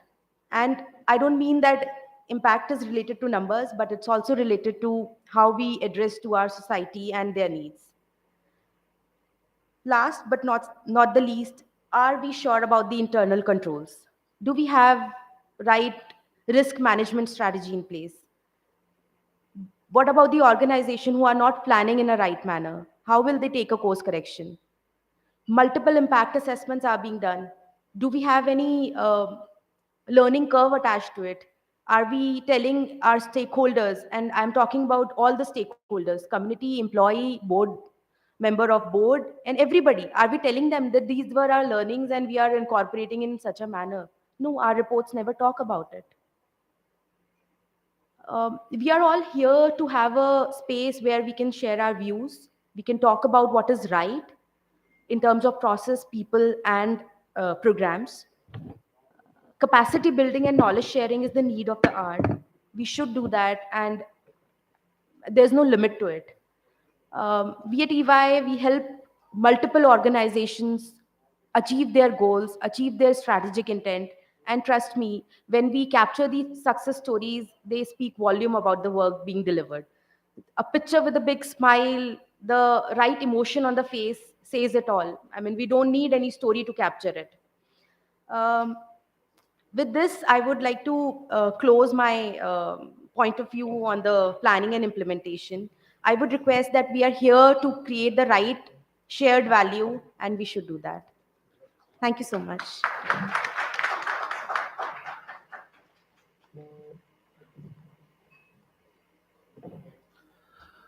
Thanks a lot, Madam Saloni Gupta ji, for giving a perspective on the various aspects of CSR. Now I would request Shri Abhishek Kumar ji, lead CSR LG India. He will dwell upon the aspect of developing CSR policy for an organization. Thank you.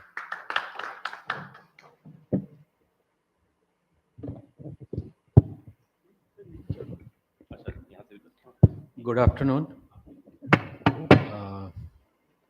मेरे पास कोई PPT नहीं है, और जो CSR policy already government ने बना रखी है, तो इसमें डेवलपमेंट का कोई बहुत ज़्यादा स्कोप है नहीं। बस इसके अंदर में अपने सीएसआर कमेटी मेंबर्स के नाम डालने हैं, फोकस एरिया क्या है वो डालने हैं, और इम्पैक्ट असेसमेंट करने हैं, एनजीओ सिलेक्शन करने हैं, सब। तो इसमें कुछ डालने का नहीं है, जो कि मैंडेटरी है हर कंपनी को सीएसआर पॉलिसी बनानी। पॉलिसी होती है जो किसी भी ऑर्गेनाइजेशन, बिजनेस ऑर्गेनाइजेशन के बिजनेस लाइन पे बनती है। फॉर एग्जांपल, जब पॉलिसी बनाते हैं, अगर कोई फर्टिलाइज़र कंपनी है, तो वो देखती है कि मेरा टारगेट कंज्यूमर्स, जो हमारा टारगेट ग्रुप कौन सा है, तो वो फार्मर्स हैं। तो बेसिकली जो उनके जो पूरे प्रोजेक्ट्स होंगे वो फार्मर्स के आसपास, एग्रीकल्चर के आसपास ही गुजरेंगे वो। तो उनकी प्लानिंग भी उसी तरह होती है कि किस रीजन में हमारा जो मार्केट है कमज़ोर है, जहां हमारे डिस्ट्रीब्यूटर्स ज़्यादा नहीं है, जहाँ हमारे सेल्स कम है, तो उस एरियाज में ज़्यादा फोकस करते हैं, ताकि पीपल्स का हमारे ब्रांड के लिए अटेंशन है, और साइमल्टेनियसली बिजनेस वेलफेयर का काम तो हो ही रहा है। उसी तरीके से आप ऑटोमोबाइल्स कंपनी देख लो, तो वो कुछ इस तरह की एक्टिविटीज़ करती हैं ताकि लोगों का अट्रैक्शन आ सके, तो वो पॉलिसी में डाली जाती है। तो मोस्टली जो ऑटोमोबाइल कंपनी होती है, वो उनका फोकस रोड सेफ्टी के ऊपर होता है। बाकी हेल्थ एजुकेशन तो आलू टमाटर की तरह हर ऑर्गेनाइजेशन करती है, लेकिन कुछ स्पेसिफिक होती है जो कि वो कंपनी उसके ऊपर करती है। जो फार्मास्यूटिकल्स कंपनी है, वो स्पेसिफिक किसी चीज़ के बारे में वो दवा बनाती है, तो वो उसी तरह के आइज़ के ऊपर जा काम करती है, या हार्ट के ऊपर काम करती है, किसी भी स्पेसिफिक इश्यूज़ के ऊपर काम करती है। तो उसके टारगेट ग्रुप्स उसी तरह से होते हैं, चाहे वो लोकल्स में हो, जहाँ उनका बिजनेस फोकस होता है। तो एक सिंपल सी पॉलिसीज़ होती है, और इसी बेस पे पॉलिसीज़ बनाई जाती है। और ये सच है कि कोई भी ऑर्गेनाइजेशन यहाँ बिजनेस करने के लिए बैठा है, उसके पहले भी लोग सीएसआर करते थे, और पॉलिसी आने के बाद तो मैंडेटरी है, कर सकते हैं। अभी एक हमारे कोलीग थे, वकील साहब, वो बता रहे थे कि पहले सिर्फ रीजन देना होता था कि क्यों नहीं कर पाए सीएसआर। तब तक वैसे ही सीएसआर होता रहा कि ठीक है, एंड ऑफ द ईयर हम लोग कुछ ना कुछ एक्सप्लेनेशन तो दे ही देंगे कि क्यों नहीं कर पाए। लेकिन now this is mandatory and everybody has to spend. तो हर किसी को सीएसआर करना है। जो लोग नहीं कर पाते हैं या जो इस तरह के सिचुएशन शायद बहुत कम आएंगे, जो लोग नहीं कर पाते हैं, 4 फंड असाइन कर रखी है गवर्नमेंट ने सेक्शन 135 में कि you have to transfer within certain time period. और सीएसआर पॉलिसीज बहुत ही स्ट्रैटेजिक होता है, जो कि शर्ट के अंदर बनियान के तरह होता है। सिर्फ आप शर्ट देखते हो कि किस तरह से क्या बोर्ड कॉम्पोजिशन है, हमारा फोकस एरिया क्या है, हम किस एरिया लोकेशन में, जोग्राफिकल लोकेशन क्या है, हम किस तरह से इम्पैक्ट असेसमेंट करेंगे, किस तरह से हम पार्टनर सिलेक्शन करेंगे, ये सारी चीज़ें उसमें दी होती हैं। तो रेस्ट हम चूंकि सारे सीएसआर एक्ट के ऊपर बात हो रही है और सबको पता है, सारी जगह अवेलेबल है सीएसआर एक्ट क्या है, सीएसआर पॉलिसी एक्ट के अंदर क्या क्या प्रोविजन है, किस कौन कौन से पार्टनर हो सकते हैं, पार्टनर के लिए एलिजिबिलिटी क्या है, और ये सारी चीज़ें दी हुई हैं, सबको पता है। तो मैं यहीं पे अपने शब्दों को विराम दूंगा। अगर कोई इससे रिलेटेड कोई क्वेश्चन पूछना चाहता है, चूंकि हम लोग कॉरपोरेट्स के अंदर में जो मैं पिछले 20 साल से इस सेक्टर में हूँ, मैंने डिफरेंट कंपनियों में काम किया है, और वहाँ पे जो मैक्सिमम डिस्कशंस होते हैं कि प्लान और पॉलिसी नए प्रोजेक्ट के ऊपर में कि ये सीएसआर में फॉल करता है कि नहीं, अगर नहीं पड़ता है तो किस तरह से डिज़ाइन किया जाए ताकि ये सीएसआर के एम्बिट में आए और कोई कॉम्प्लायंसेस भी नहीं हो, क्योंकि कंपनीज को भी अपने तरीके से अपने ऑब्जेक्टिव के लिए काम करना है। तो उससे रिलेटेड या कुछ भी कोई अगर क्वेरी हो तो पूछ सकते हैं। हाँ मैडम, माइक देने का।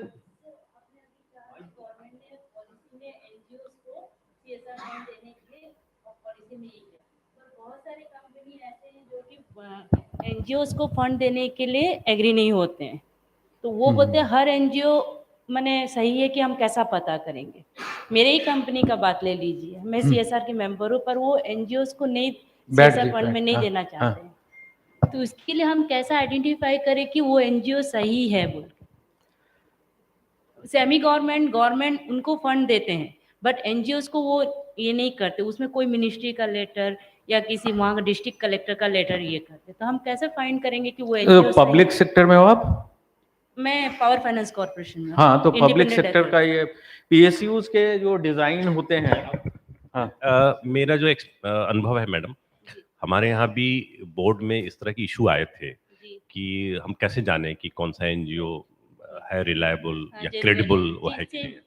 तो उसमें बोर्ड ने सजेस्ट किया था कि अगर हम किसी एनजीओ के थ्रू इम्प्लीमेंट करना चाहते हैं, इन दैट केस हम उस प्रोजेक्ट को district administration like it can be sub divisional magistrate और डीएम और एनी लाइक अगर कोई नगर निगम है तो नगर निगम से करा लें कि भाई ये चीज ये काम हो रहा है and this is the NGO involve. तो हम लोगों ने उस बेसिस पे कई सारे एनजीओ को इंटरेस्ट किया था responsibility, but we got it routed through the district administration, that is only for the comfort of the board members कि भाई सही जगह मतलब we will be able to go, but there can be various other ways also. Madam ji कहना चाह रही हैं कि भाई अगर एनजीओ का प्रोजेक्ट अच्छा है, मैं दूसरी मैडम आप एनजीओ की बात मत कीजिए, मैं ये कहना चाहता हूँ प्रोजेक्ट क्या है। आप प्रोजेक्ट पर कंसेप्ट करिए कि क्वालिटी ऑफ द प्रोजेक्ट क्या है। अगर प्रोजेक्ट अच्छा है तो मैं सिन्हा साहब से भी कहूंगा, आपसे भी कहूंगा कि प्रोजेक्ट बेस्ड अगर आप एनजीओ को देना चाहती है। मैं आपको एग्जाम्पल देना चाहता हूँ, फर्स्ट टाइम मेरी एनजीओ को 3 साल भी नहीं हुए, गाइडलाइंस ये 3 साल होनी चाहिए, लेकिन मैंने क्या किया, मैंने एक प्रपोजल दिया ओएनजीसी को रिगार्डिंग सिचुएशन अवेयरनेस के बारे में। ये आप प्रोजेक्ट मैंने आपको बता दूं, बिना अप्रोच के मुझे 5 लाख 10 लाख मिल गए उसमें, क्योंकि क्या होता है प्रोजेक्ट कंसीव क्या किया है, दैट इज इंपोर्टेंट। दूसरा credibility of the NGO is also important also, but as a NGO CSR research foundation में आई एम सफर, मुझे 50 लाख रुपये इंडियन ऑयल ने सैंक्शन किया बरवली, फिर कहते हैं कि भी आप इसमें डीएम से लिखा के लाओ। अब मैं डीएम से लिखा के लिया, वो नहीं मैं डरता, उन्होंने कहा कि DM should be a signatory, तो डीएम कैसे सिग्नेटरी हो सकता है sir, that is the problem. As a NGO problem हमारे साथ आ रही है कि अगर डीएम को हम सिग्नेटरी बना देंगे तो सारा पैसा उसके थ्रू रूट होगा, और आप जानते हो डिस्ट्रिक्ट एडमिनिस्ट्रेशन मतलब होता है वो, मैं कोई ऑफ द रिकॉर्ड बात करना चाहूंगा क्योंकि अभी ये यूट्यूब पे लाइव आ रहा है तो बहुत सारी चीजें मैं शेयर नहीं कर सकता। तो डीएम इसमें अगर सिग्नेटरी बन गया, डीएम कहता मैं क्यों सिग्नेटरी बनूं इस प्रोजेक्ट के लिए, आप अपने आप लगाइए। तो इसमें सिन्हा साहब आप भी बताइए और मैडम आपसे भी बताऊँ।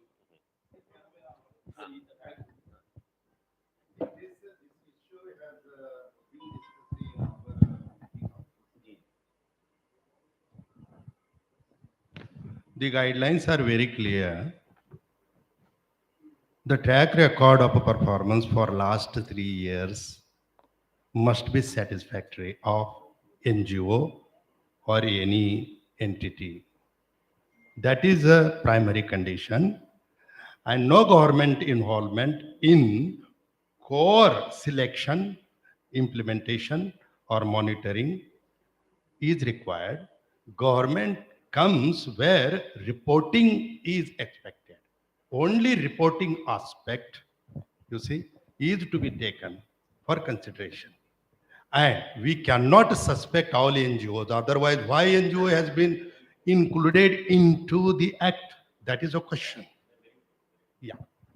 Yeah, actually, I would also like to share one personal experience.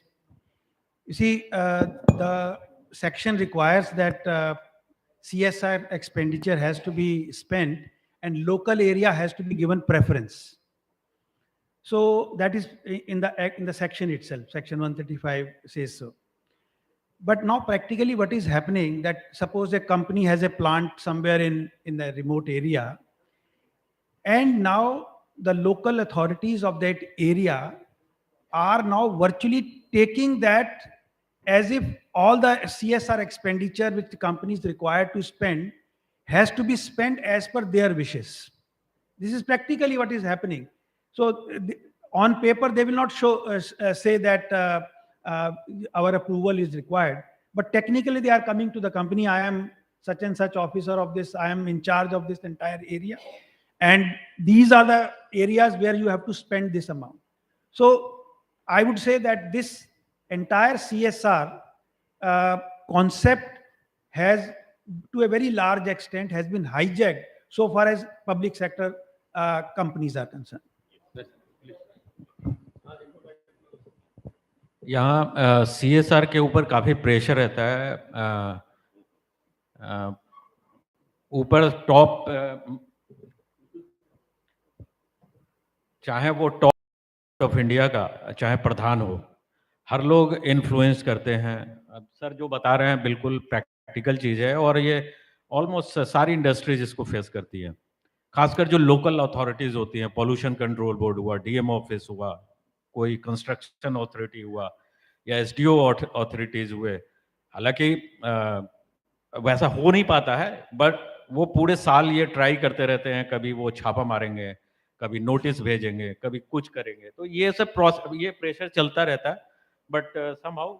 लेकिन एक चीज़ जो है बहुत अजीब तरीके से प्लेस किया गया है मार्केट के अंदर में। पहले जब मैंने कैरियर शुरू करी थी 22 साल पहले जब एनजीओ से, तो उसमें सीएस और हम लोग गवर्नमेंट एजेंसीज जिस डिफरेंट मंत्रालय में जाते थे, डीएम के यहाँ जाते थे, उनके गवर्नमेंट स्कीम्स होते थे, और फिर उनसे वहाँ से हम लोगों के प्रोजेक्ट्स मिलते थे। पर लास्ट 5-6 ईयर्स हमें नहीं लगता कि गवर्नमेंट के पास कोई भी एनजीओ, कोई भी इस तरह की डेवलपमेंट ऑर्गेनाइजेशन जाती है और कहती है कि आपकी स्कीम है, जन से जो भी हो, उनके बहुत सारे स्कीम्स हैं। अब सारे जो लोड हैं वो सारे कॉरपोरेट्स के ऊपर डाल दिए गए हैं। और अगर फंडिंग का अगर देखो रेशियो, तो अगर टोटल सोशल डेवलपमेंट में इंडिया में जो खर्च होता है वो सीएसआर टुगेदर, पीएसयू, प्राइवेट और जितने भी हैं इंटरनेशनल बॉडीज, सबको मिला दे वो 1% भी नहीं होता है टोटल का।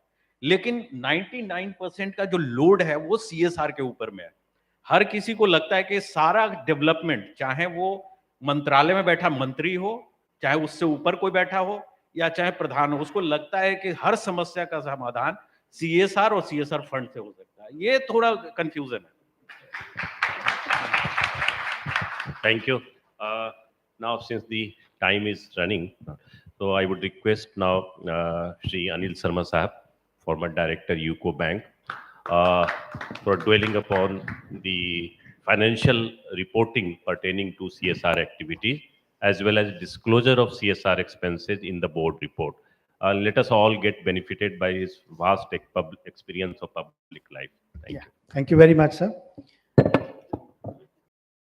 So far as reporting part is concerned on CSR expenditure, if you section 135 and the rules which has been framed under that section, there is a very strict disclosure requirements, and not only disclosure requirements, but then there is also duty cast upon the auditors of the company to verify whether those disclosures are properly made, or whether those expenditure which was required to be done, or whether the amount which has not been spent has been properly transferred to the respective accounts. So I would just like to quote the specific sections for the purpose of for the benefit of all who are attending. If you look at the financial reporting part first, in the very first subsection of section 135, it is very clearly mentioned that company has to disclose its policy. That is the first part. So it says that as and when first the committee will be whatever committee is formed, that for whatever the constitution of the committee, that would be disclosed, and subsequently whatever the policy is framed, that would also be disclosed. So the entire gamut of aspects of CSR are part of the disclosure requirement. Then let us look at Rule 8 and 9. Rule 8 and 9 are these are which rule which I am talking about is those rules 2014, which were amended later on by the company's corporate social responsibility policy amendment rules 2021. These are the major amendments which happened. And if you look at the section 8, rule 8 of these amended rules, it is talking about CSR reporting. Board report of a company covered under these rules pertain to any financial year shall include an annual report of CSR. You see, when this rule came, before that, companies were giving in their board report very different type of reporting. It was not coming in a uniform method. Every company had their own style of reporting.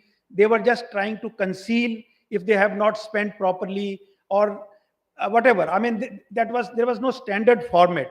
So therefore, this rule 8 has now prescribed a very and then it is referring to annexure 2 to rule. If you look at that, now the reporting has been standardized. So it means that if you look at schedule 2, annexure 2, it is now giving the entire information. First of all, brief outline of the CSR policy, which means the composition of CSR committee, website link, reference to that. Then if there is a impact assessment has been done, then that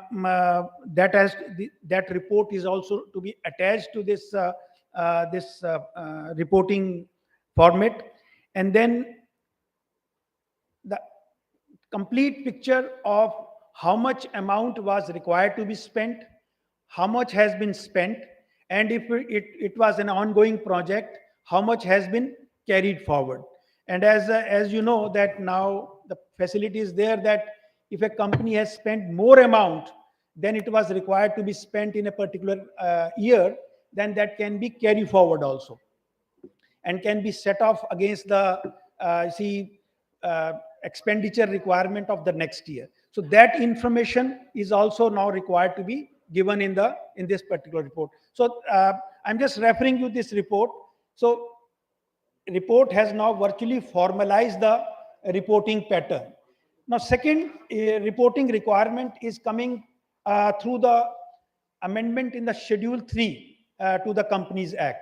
There also a new clause has been added, which has become applicable with effect from 1st April 2021 itself, where now they are talking about, now if you look at this, now this is part of the financial statement itself. Earlier was part of the director's report. This is now part of the financial statement itself. What is required to be given? If you see, it says that amount required to be spent by the company, amount of expenditure incurred, shortfall, and total previous year's shortfall, reason for shortfall, nature of CSR activity which has been carried out, and two more very important aspects which has, I think, to my mind are very important. And one is details of related party transactions, such as see contribution to a trust controlled by a company in relation to CSR expenditure.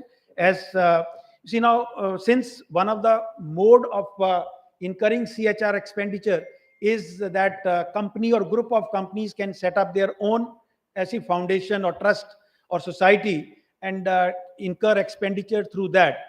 In spite of the fact that it is a non-profit organization, still it will be considered as a related party transaction and has to be, the entire amount has to be disclosed therein. And the last point, which is again very important one, it says that where a provision is made with respect to liability incurred by entering into a contractual obligation, the movement in the provision during there should be shown separately. Now, what is this? This is very interesting. As you know that all accounts of a company are maintained on accrual basis. So what companies were doing at the year end, they were showing as if they have incurred the expenditure, expenses has been booked, but nothing has been paid. So that entire amount was coming as a payable. Shows the information, what was the payable on the beginning, how much more payable was added into that, and how much has been paid, and what is remaining, which is still payable. So that this you see style of government, style of companies to see comply with the requirement of incurring expenditure simply by see providing the expenditure is actually caught through that. And the final disclosure requirement, or I would say, is the relating to the see reporting by the auditors. As you know that there is a company's auditors report order 2020, which has been made again applicable from 1/4/2021. It means financial year 21-22 onwards. There a very specific clause has been added where auditors are now required to report, and it covers two sections, subsection 5 and subsection 6 of the section 135. Subsection 5 is talking about that if it is an ongoing project, so whether the company has transferred the unspent amount to a special account in the next 6 months, so that the compliance of section 5 is there. And this is the second proviso to subsection 5. And the second one is on to the subsection 6, where the company is not in a position, or company has not spent the amount which it was required to spend, then that amount is required to be transferred to a special fund, which is part of the Schedule 7, and then this has to be done in the next 3 months, whether the company has done that or not. So from this disclosure requirement is from auditor's point of view is also important. Once again, I would say that simply see this requirement of reporting in Schedule 3 does not mean that auditor is not going to check that, because auditor is responsible for information which is part of the financial statement.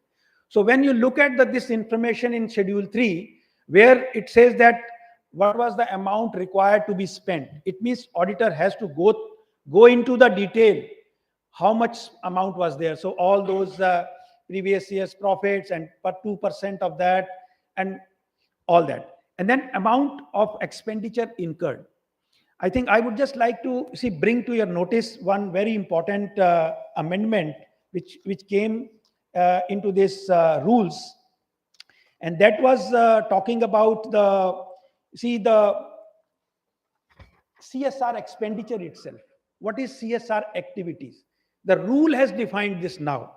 If you look at Rule 2, Clause D, it says CSR activity. What is CSR? So instead of act, now rules is defining that. And then it says that it has specifically given some exclusions. What is not considered as CSR activity? Please look into that aspect, very important. There are around 6 items on that. And the point which my colleague was referring to, that most of the companies incur certain expenses and show them as a CSR expenditure, are actually not CSR expenditure, which they are in the normal course of business, they are supposed to incur. So please look into this aspect and ensure that whatever expenditure is being incurred by the company does not fall into these exclusions. So I think with this, I'll stop here. Thank you very much. Thank you, Anil Sharma Sahab, for your very detailed as well as very significant inputs on this subject. Now, I would request Shri Devan Gupta ji, partner Kritam Advisory. He will talk on the subject of issue of CFO certificate. That is also very, very vital and important in the CSR framework. Please. I think, hi, this is Devin this side. Not taking much time. See, whenever the certificate comes into the picture, like sir has mentioned that auditor needs to do everything and board is doing everything, CSR committees are there, everybody there in whole chain. However, ultimately, when we see the certifications come into the picture, it comes to the position of a risk of a CFO, right? And I would, like for last 10 years of my career, I worked with most of the time with the CFOs and I try to solve their pain areas, because ultimately they are the bridge between the company and the board. So without taking much time, let's not talk about the relevance of the law. Let's talk the certification. This is a certification which need to be issued by a CFO of the company, which will be listed, which will be disclosed on the public portals also, that all the activities, all the job done is being correct.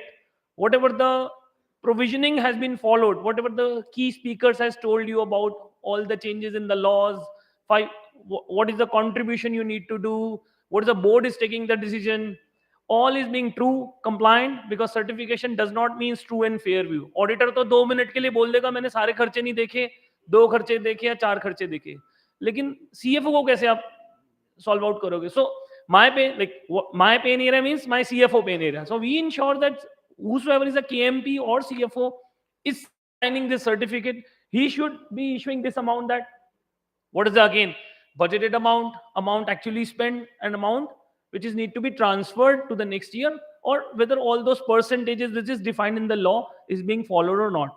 So I want to add few points as a key takeaway, that first of all, ultimately burden lies on the CFO shoes, that although he will not be a part of all the board meetings, although he is not a part of all the CSR committee meetings, but he should be having a hands on that whatever is going around in the whole organization, because it is not possible that at the year end this certificate is implemented from this financial year 21-22. आपके पास इतने सारे documents आते हैं, आप 10 document sign करते हो, आप कहते हो मैं 11वां भी कर दूंगा, मुझे कोई फर्क नहीं पड़ेगा. Although if you see the Companies Act is pervasive in various laws. कहीं ना कहीं अगर आप देखोगे कंपनी सेक्रेटेरियल के ऊपर भी लगा रखा है कंप्लायंस, कि आप एक सर्टिफिकेट इशू करो फॉर अ कंप्लायंस कैरेक्टर, कि दिस कंपनी का governance from the companies act is good. ठीक है, ऑडिटर के ऊपर लगा दिया, फाइनेंशियल फेयर व्यू लगा दिया, सीएफओ के ऊपर ये लगा दिया कि आप कहीं ना कहीं मुझे CSR पे एक सर्टिफिकेशन इशू करो, and as per the law this certification need to be uploaded on the company's website also. कहीं ना कहीं आप, like ma'am is saying कि मेरे को which NGO I need to choose, or where should I choose, right? Where should we invest? End of the day lies to the CFO. So what my key takeaway for the CFOs, that there should be some sort of one process in the organization. There should be one wherein whatever the expense is being incurred, let's say आप आज financials में किसी को खर्चा करते भी हो, एक प्रोसेस आपने बना रखा है, XYZ इसको अप्रूव करेगा और उसकी फिर पेमेंट होगी. But what is the differentiating between a खर्चा जो आप normal day to day routine में कर रहे हो और जो आप CSR के लिए कर रहे हो, आइडेंटिफिकेशन को आप कैसे डॉक्यूमेंट कर रहे हो. अल्टीमेटली मेरा ये सबमिशन है कि आप CFO को हर क्वार्टर एंड पे एक वो control mechanism system, and every quarter whatever the are there should be a synopsis, because he cannot challenge the CSR committee, he cannot challenge the board meetings, because he's a very small person between do these two people, like board and the CSR committee. Uski position kahin na kahin third या fourth. There should be some process that every quarter जो भी minutes आए हैं मुझे उसका एक छोटा सा synopsis दे दो, and that should be through some process. I'll sign it off. So at the time of issuance of certificate, I will be very comfortable. All those percentages, although auditor is vetting those percentages, but still it is your due responsibility that the percentages should be match and match out. And the another point which we are saying that this overhead point which we have discussed already, that 5% you can't like they has given you a limit of to the extent of 5% you can make those expenditures for the internal purpose.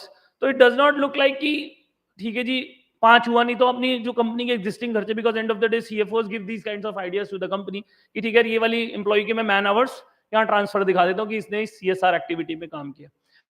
कहीं ना कहीं जब आप इस वाले खर्चे पे आप बोल रहे हो कि मैं 5% के लिए एक लिमिटेशन लगा रहा हूं, तो as a CFO, as a process, as a controller, he should be insure कि ये सारी जगह हमारे प्रोसेसेस हो। Ultimately my key takeaway for the whole audience is whenever you are signing any kind of a certification, you are accountable for that.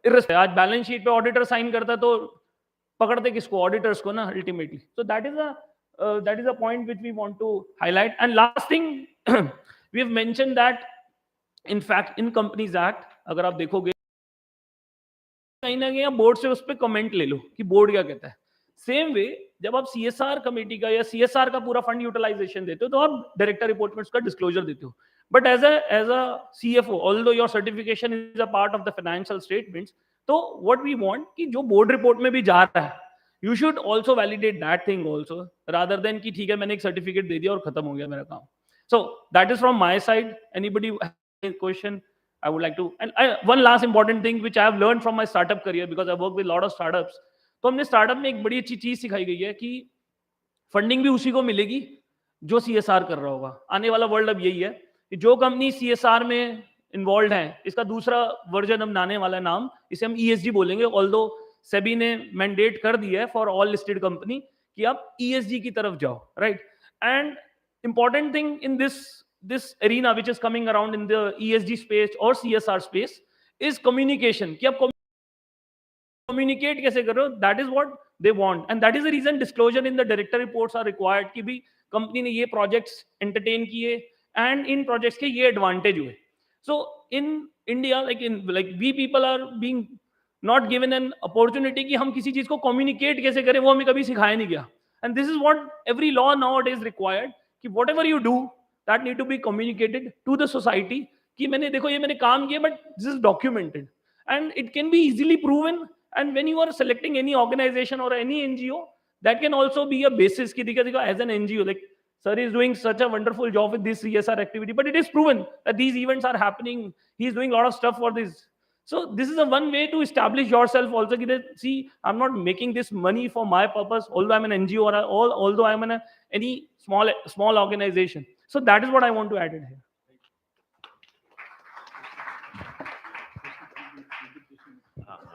Thank you, Mr. Devan Gupta. Thank you for the wonderful insight. The audience has some queries or questions that can be put forth, please.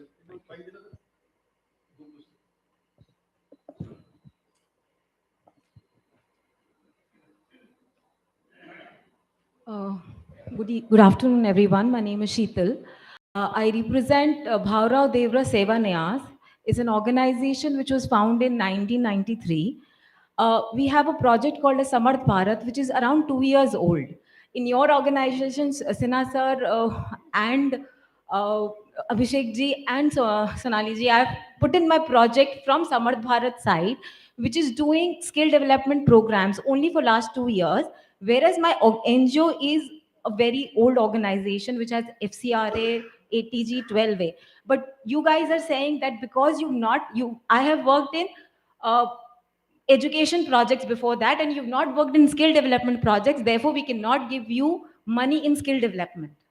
That's my question. If my NGO has already been working, has proven themselves in one area, why can't we work in another area and prove ourselves in that also? And as I worked in last 2 years, we have proven and we have made an impact with 13 centers in Delhi in centers, and we have 90% employment in that.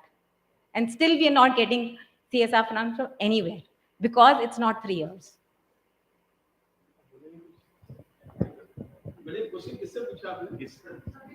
सभी से है ये question. मैंने 3 organisations में, आप जो यहाँ बैठे हैं, आपकी 3 ऑर्गेनाइजेशंस में तो मैंने प्रपोजल भी डाला है, तो आप कोई भी आंसर कर सकते हैं।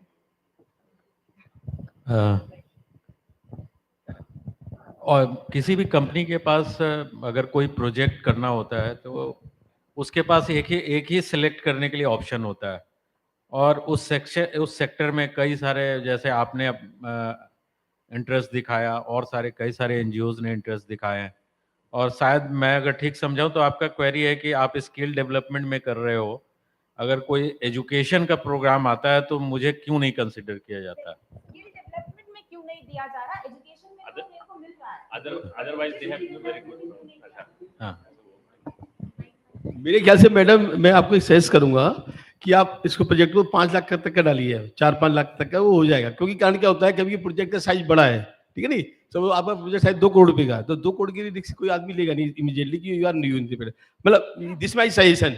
But Anil ji want to say something? I just also have one more suggestion. You see, Mr. Sinha in his presentation referred to you about National CSR Exchange Portal. So my suggestion to you is that please use that forum. It's a very because everything is digital. You can register yourself as an implementing agency. So there are 2 types of registrations happening there. One, those NGOs who are implementing agencies, they have come up their own projects and they are looking for funding. And the other one is that where they are doing some activity and they are just registering, and the companies are looking for those type of NGOs. So I think it's a very good this was launched in June 2022 itself, and it has been showing good results. So please register yourself in that. Alam ji बताइए।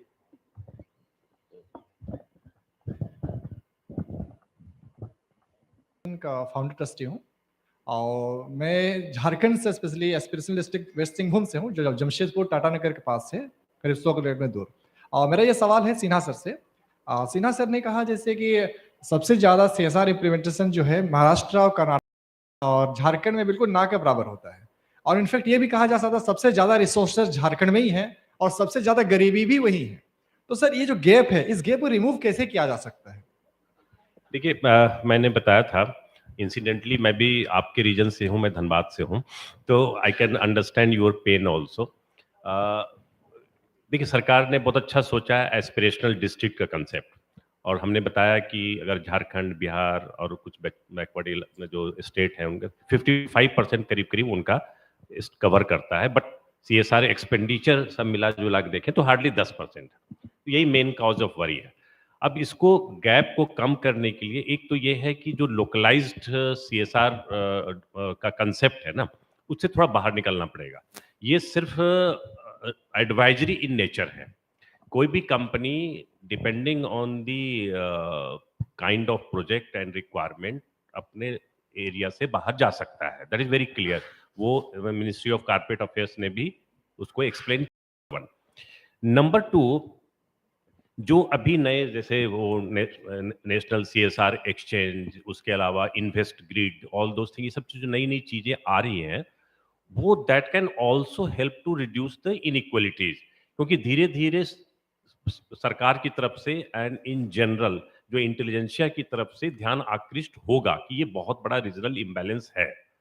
सो we must be hopeful कि आने वाले समय में उन सब इलाकों में भी अच्छा खासा इन्वेस्टमेंट होना चाहिए, बिकॉज दे डिजर्व इट। बिल्कुल। हाँ, वेस्ट बंगाल भी बिल्कुल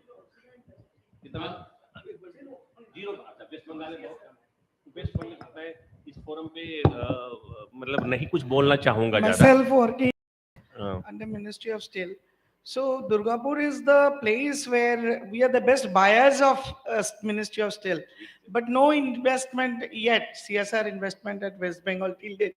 I myself, I have tried my best for sponsoring a Commonwealth gold medal winner, Achinta Shivli from West Bengal.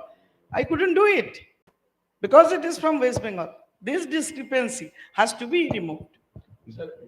This problem is really genuine. I appreciate that.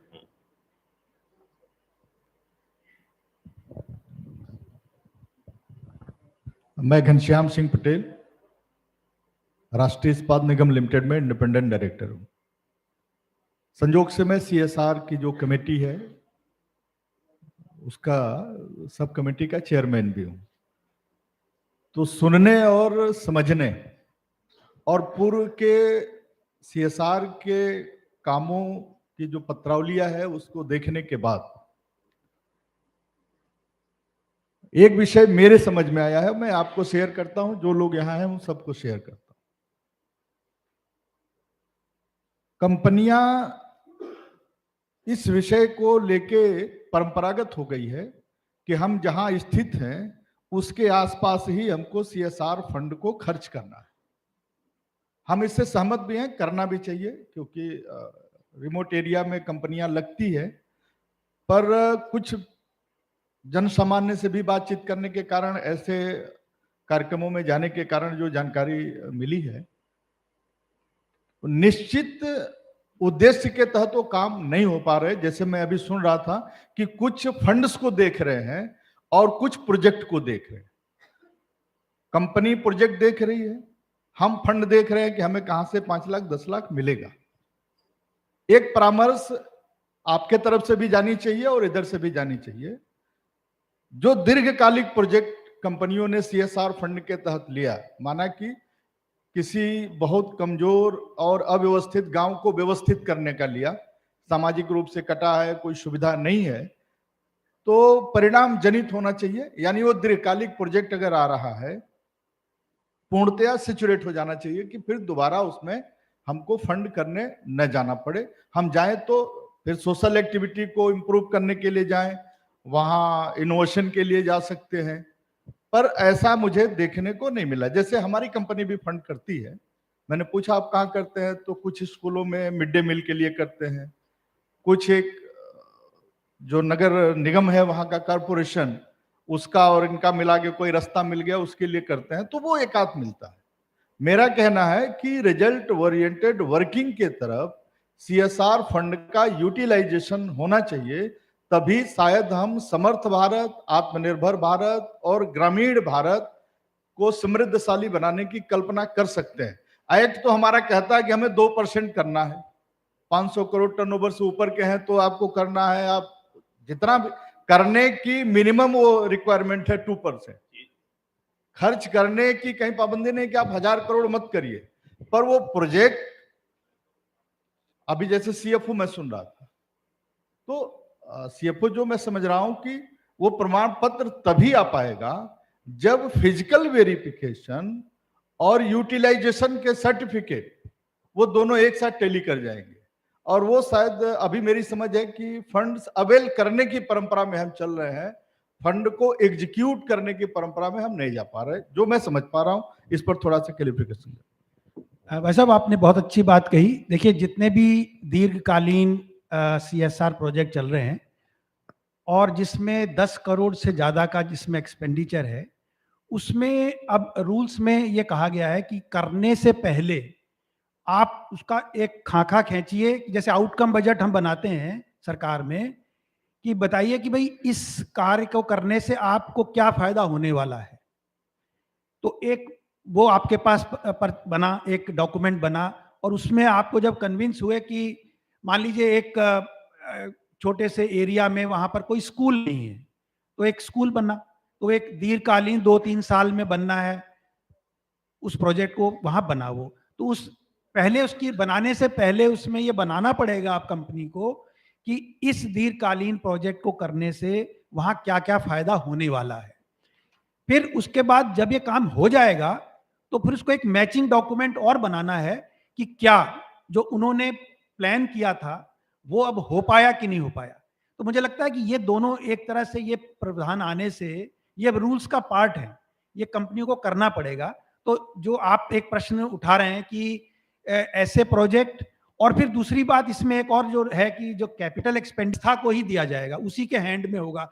वो ग्राम सभा भी हो सकती है, वो कोई और एनजीओ जिम्मेदारी बनी रहे और कंपनी उसको अपनी बैलेंस शीट में भी ना, मैं आपके ध्यान लाना चाहता हूँ। नहीं सर, पर एक व्यवहारिक अनुभव, जैसे हम पब्लिक के बीच में भी रहते हैं तो वहां भी बहुत सारे एनजीओ, सोसाइटी, ट्रस्ट काम करते हैं। जो व्यवहारिक अनुभव है कि कोई व्यक्ति या कोई संस्था ट्रेनिंग के क्षेत्र में काम करना चाहती है और वो प्रोजेक्ट सबमिट करती है किसी कंपनी को, ये अगर दो के बीच हो तो शायद ये डिसाइड हो जाएगा। पर होता क्या है कि उसमें होता है कि लोकल एरिया के एडमिनिस्ट्रेटिव ऑफिसर से आप एक रिक्वायरमेंट्स या रिक्वेस्ट लेटर को फॉरवर्ड करा के ले आइए। जब वहां जाते हैं तो फिर सारा कुछ खेल वहीं पे मैं महसूस करता हूं कि खत्म हो जाता है। मैंने बात पहले शुरू में तो वो इंटरेस्ट कैसे डेवलप हो या उसको कैसे व्यवस्थित करें, क्योंकि अभी हम रेगुलेटरी फ्रेमवर्क पर भी काम कर रहे हैं। तो रेगुलेटरी फ्रेमवर्क में कैसे प्राविधान करें कि वो भी इसके लिए प्राथमिकताएं तय करे कि नहीं मुझे इसको करना है। Thank you. बहुत बहुत धन्यवाद आपका। Really, we had a very thought-stimulating session where a lot of queries were put and those were answered. I am hopeful that the audience had received very useful inputs, and definitely a lot of pollination of ideas have taken place to take the CSR activity and the framework forward. And in this respect, a lot of contribution goes to Mr. Deen Dayal Agrawal Sahab bhi also. He has been organizing such wonderful platform almost every year so that the private sector, the PSUs and the corporate strengthen and make the CSR activities very, बहुत ज़्यादा पुण्य का काम है ये, to in a very very robust and so with this we will be finishing this track 2, and I hope the panelists have been able to make justice with the task given. Thank you all. Thank you Sinha ji. बस अभी और सिर्फ 2 minute का time लूंगा क्योंकि जो हमारे guest हैं जिनको अपना उद्बोधन दिया है, जो उन्होंने वर्ड्स ऑफ विजडम से आपको बताया है, तो मैं चाहूँगा सबका एक सम्मान हो जाए। 2 मिनट का काम है। मैं सबसे पहले एसके सिन्हा जी जिन्होंने बहुत अच्छा ये कार्यक्रम को प्रिसाइड ओवर किया, उनके लिए मैं चाहूँगा हमारे वरिष्ठ भीमराव भोसले जी जो अभी डायरेक्टर है, इंडिपेंडेंट डायरेक्टर एनबीसी से, वो आए, उनको बात करें। और एक स्मृति चिन्ह है, स्मृति चिन्ह बेटा सिन्हा साहब का।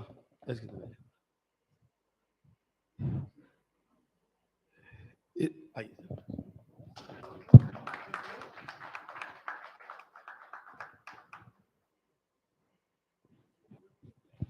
अगले Shri Anil Sharma ji, farmer director eco bank. हम लोग सब साथ में थे, कभी हमें बैंक में दिक्कत होती थी तो अनिल जी और बेनी जी बैठी हैं, हम उनको फ़ोन करते थे, यार हम समझ में नहीं आ रहा क्या करें, क्योंकि मैंने बहुत सारा सोशल लाइफ में एक्टिव रहा, मेरी हमेशा सोशल रहती थी, सर की थोड़ी प्रोफेशनल रहती थी, तो दोनों का मिक्स करके हम काम करते थे।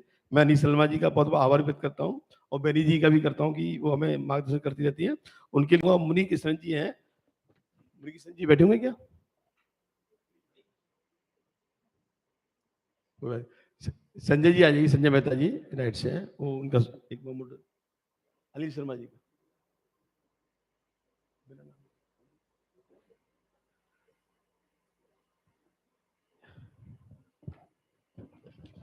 रुचि गुप्ता,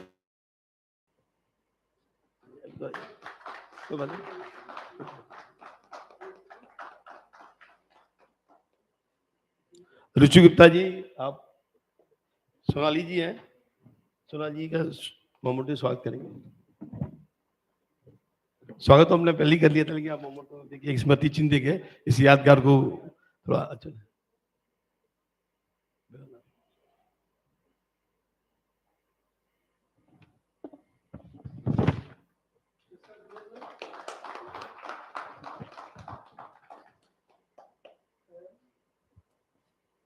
पूजा प्रसाद जी हैं, आप आइए मैडम। आप देवेंद्र गुप्ता जी का स्वागत करें। हमने कोशिश करी है कि हर प्रोग्राम में कोई ना कोई फीमेल भी रहे और कुछ यंग जो स्पीकर है वो भी रहे, क्योंकि क्या होता है जब तक हम उनको मौका नहीं देंगे तो कैसे आगे बढ़ेंगे। तो देवेंद्र जी को मैंने कल ही परसों फोन किया, बोले ये टॉपिक तैयार करना है, तो देवेंद्र जी ने तैयार किया है। इसके लिए बहुत बहुत आभार व्यक्त करता हूँ कि देवेंद्र जी शॉर्ट।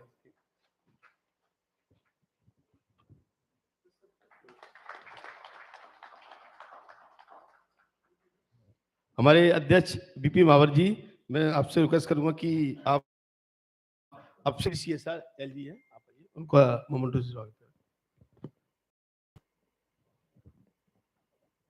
और बाद में ग्रुप फोटो के लिए आप सब लोग आ जाए तो अच्छा लगेगा। मैं कहूँ अभी लंच है तो सभी लोग ग्रुप फोटो के लिए आ सकते हैं कि आगे ले लेते हैं, तो सबका अटेंडेंस भी हो जाएगी। लंच से पहले इतनी अटेंडेंस ही और बाद में आइए सब।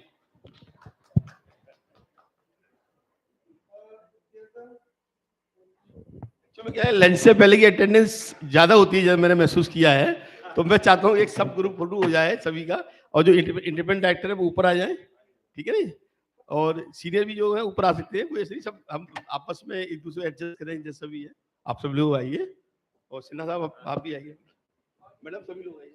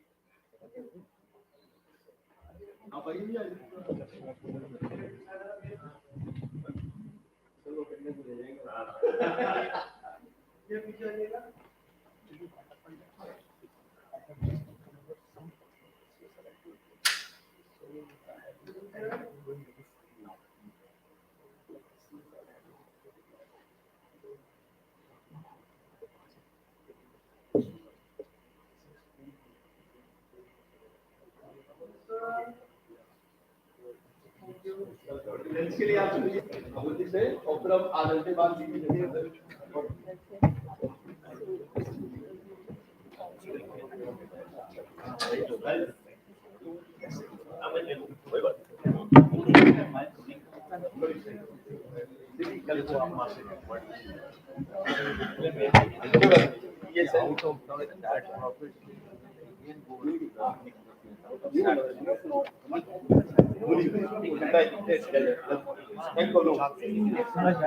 कोई बात नहीं।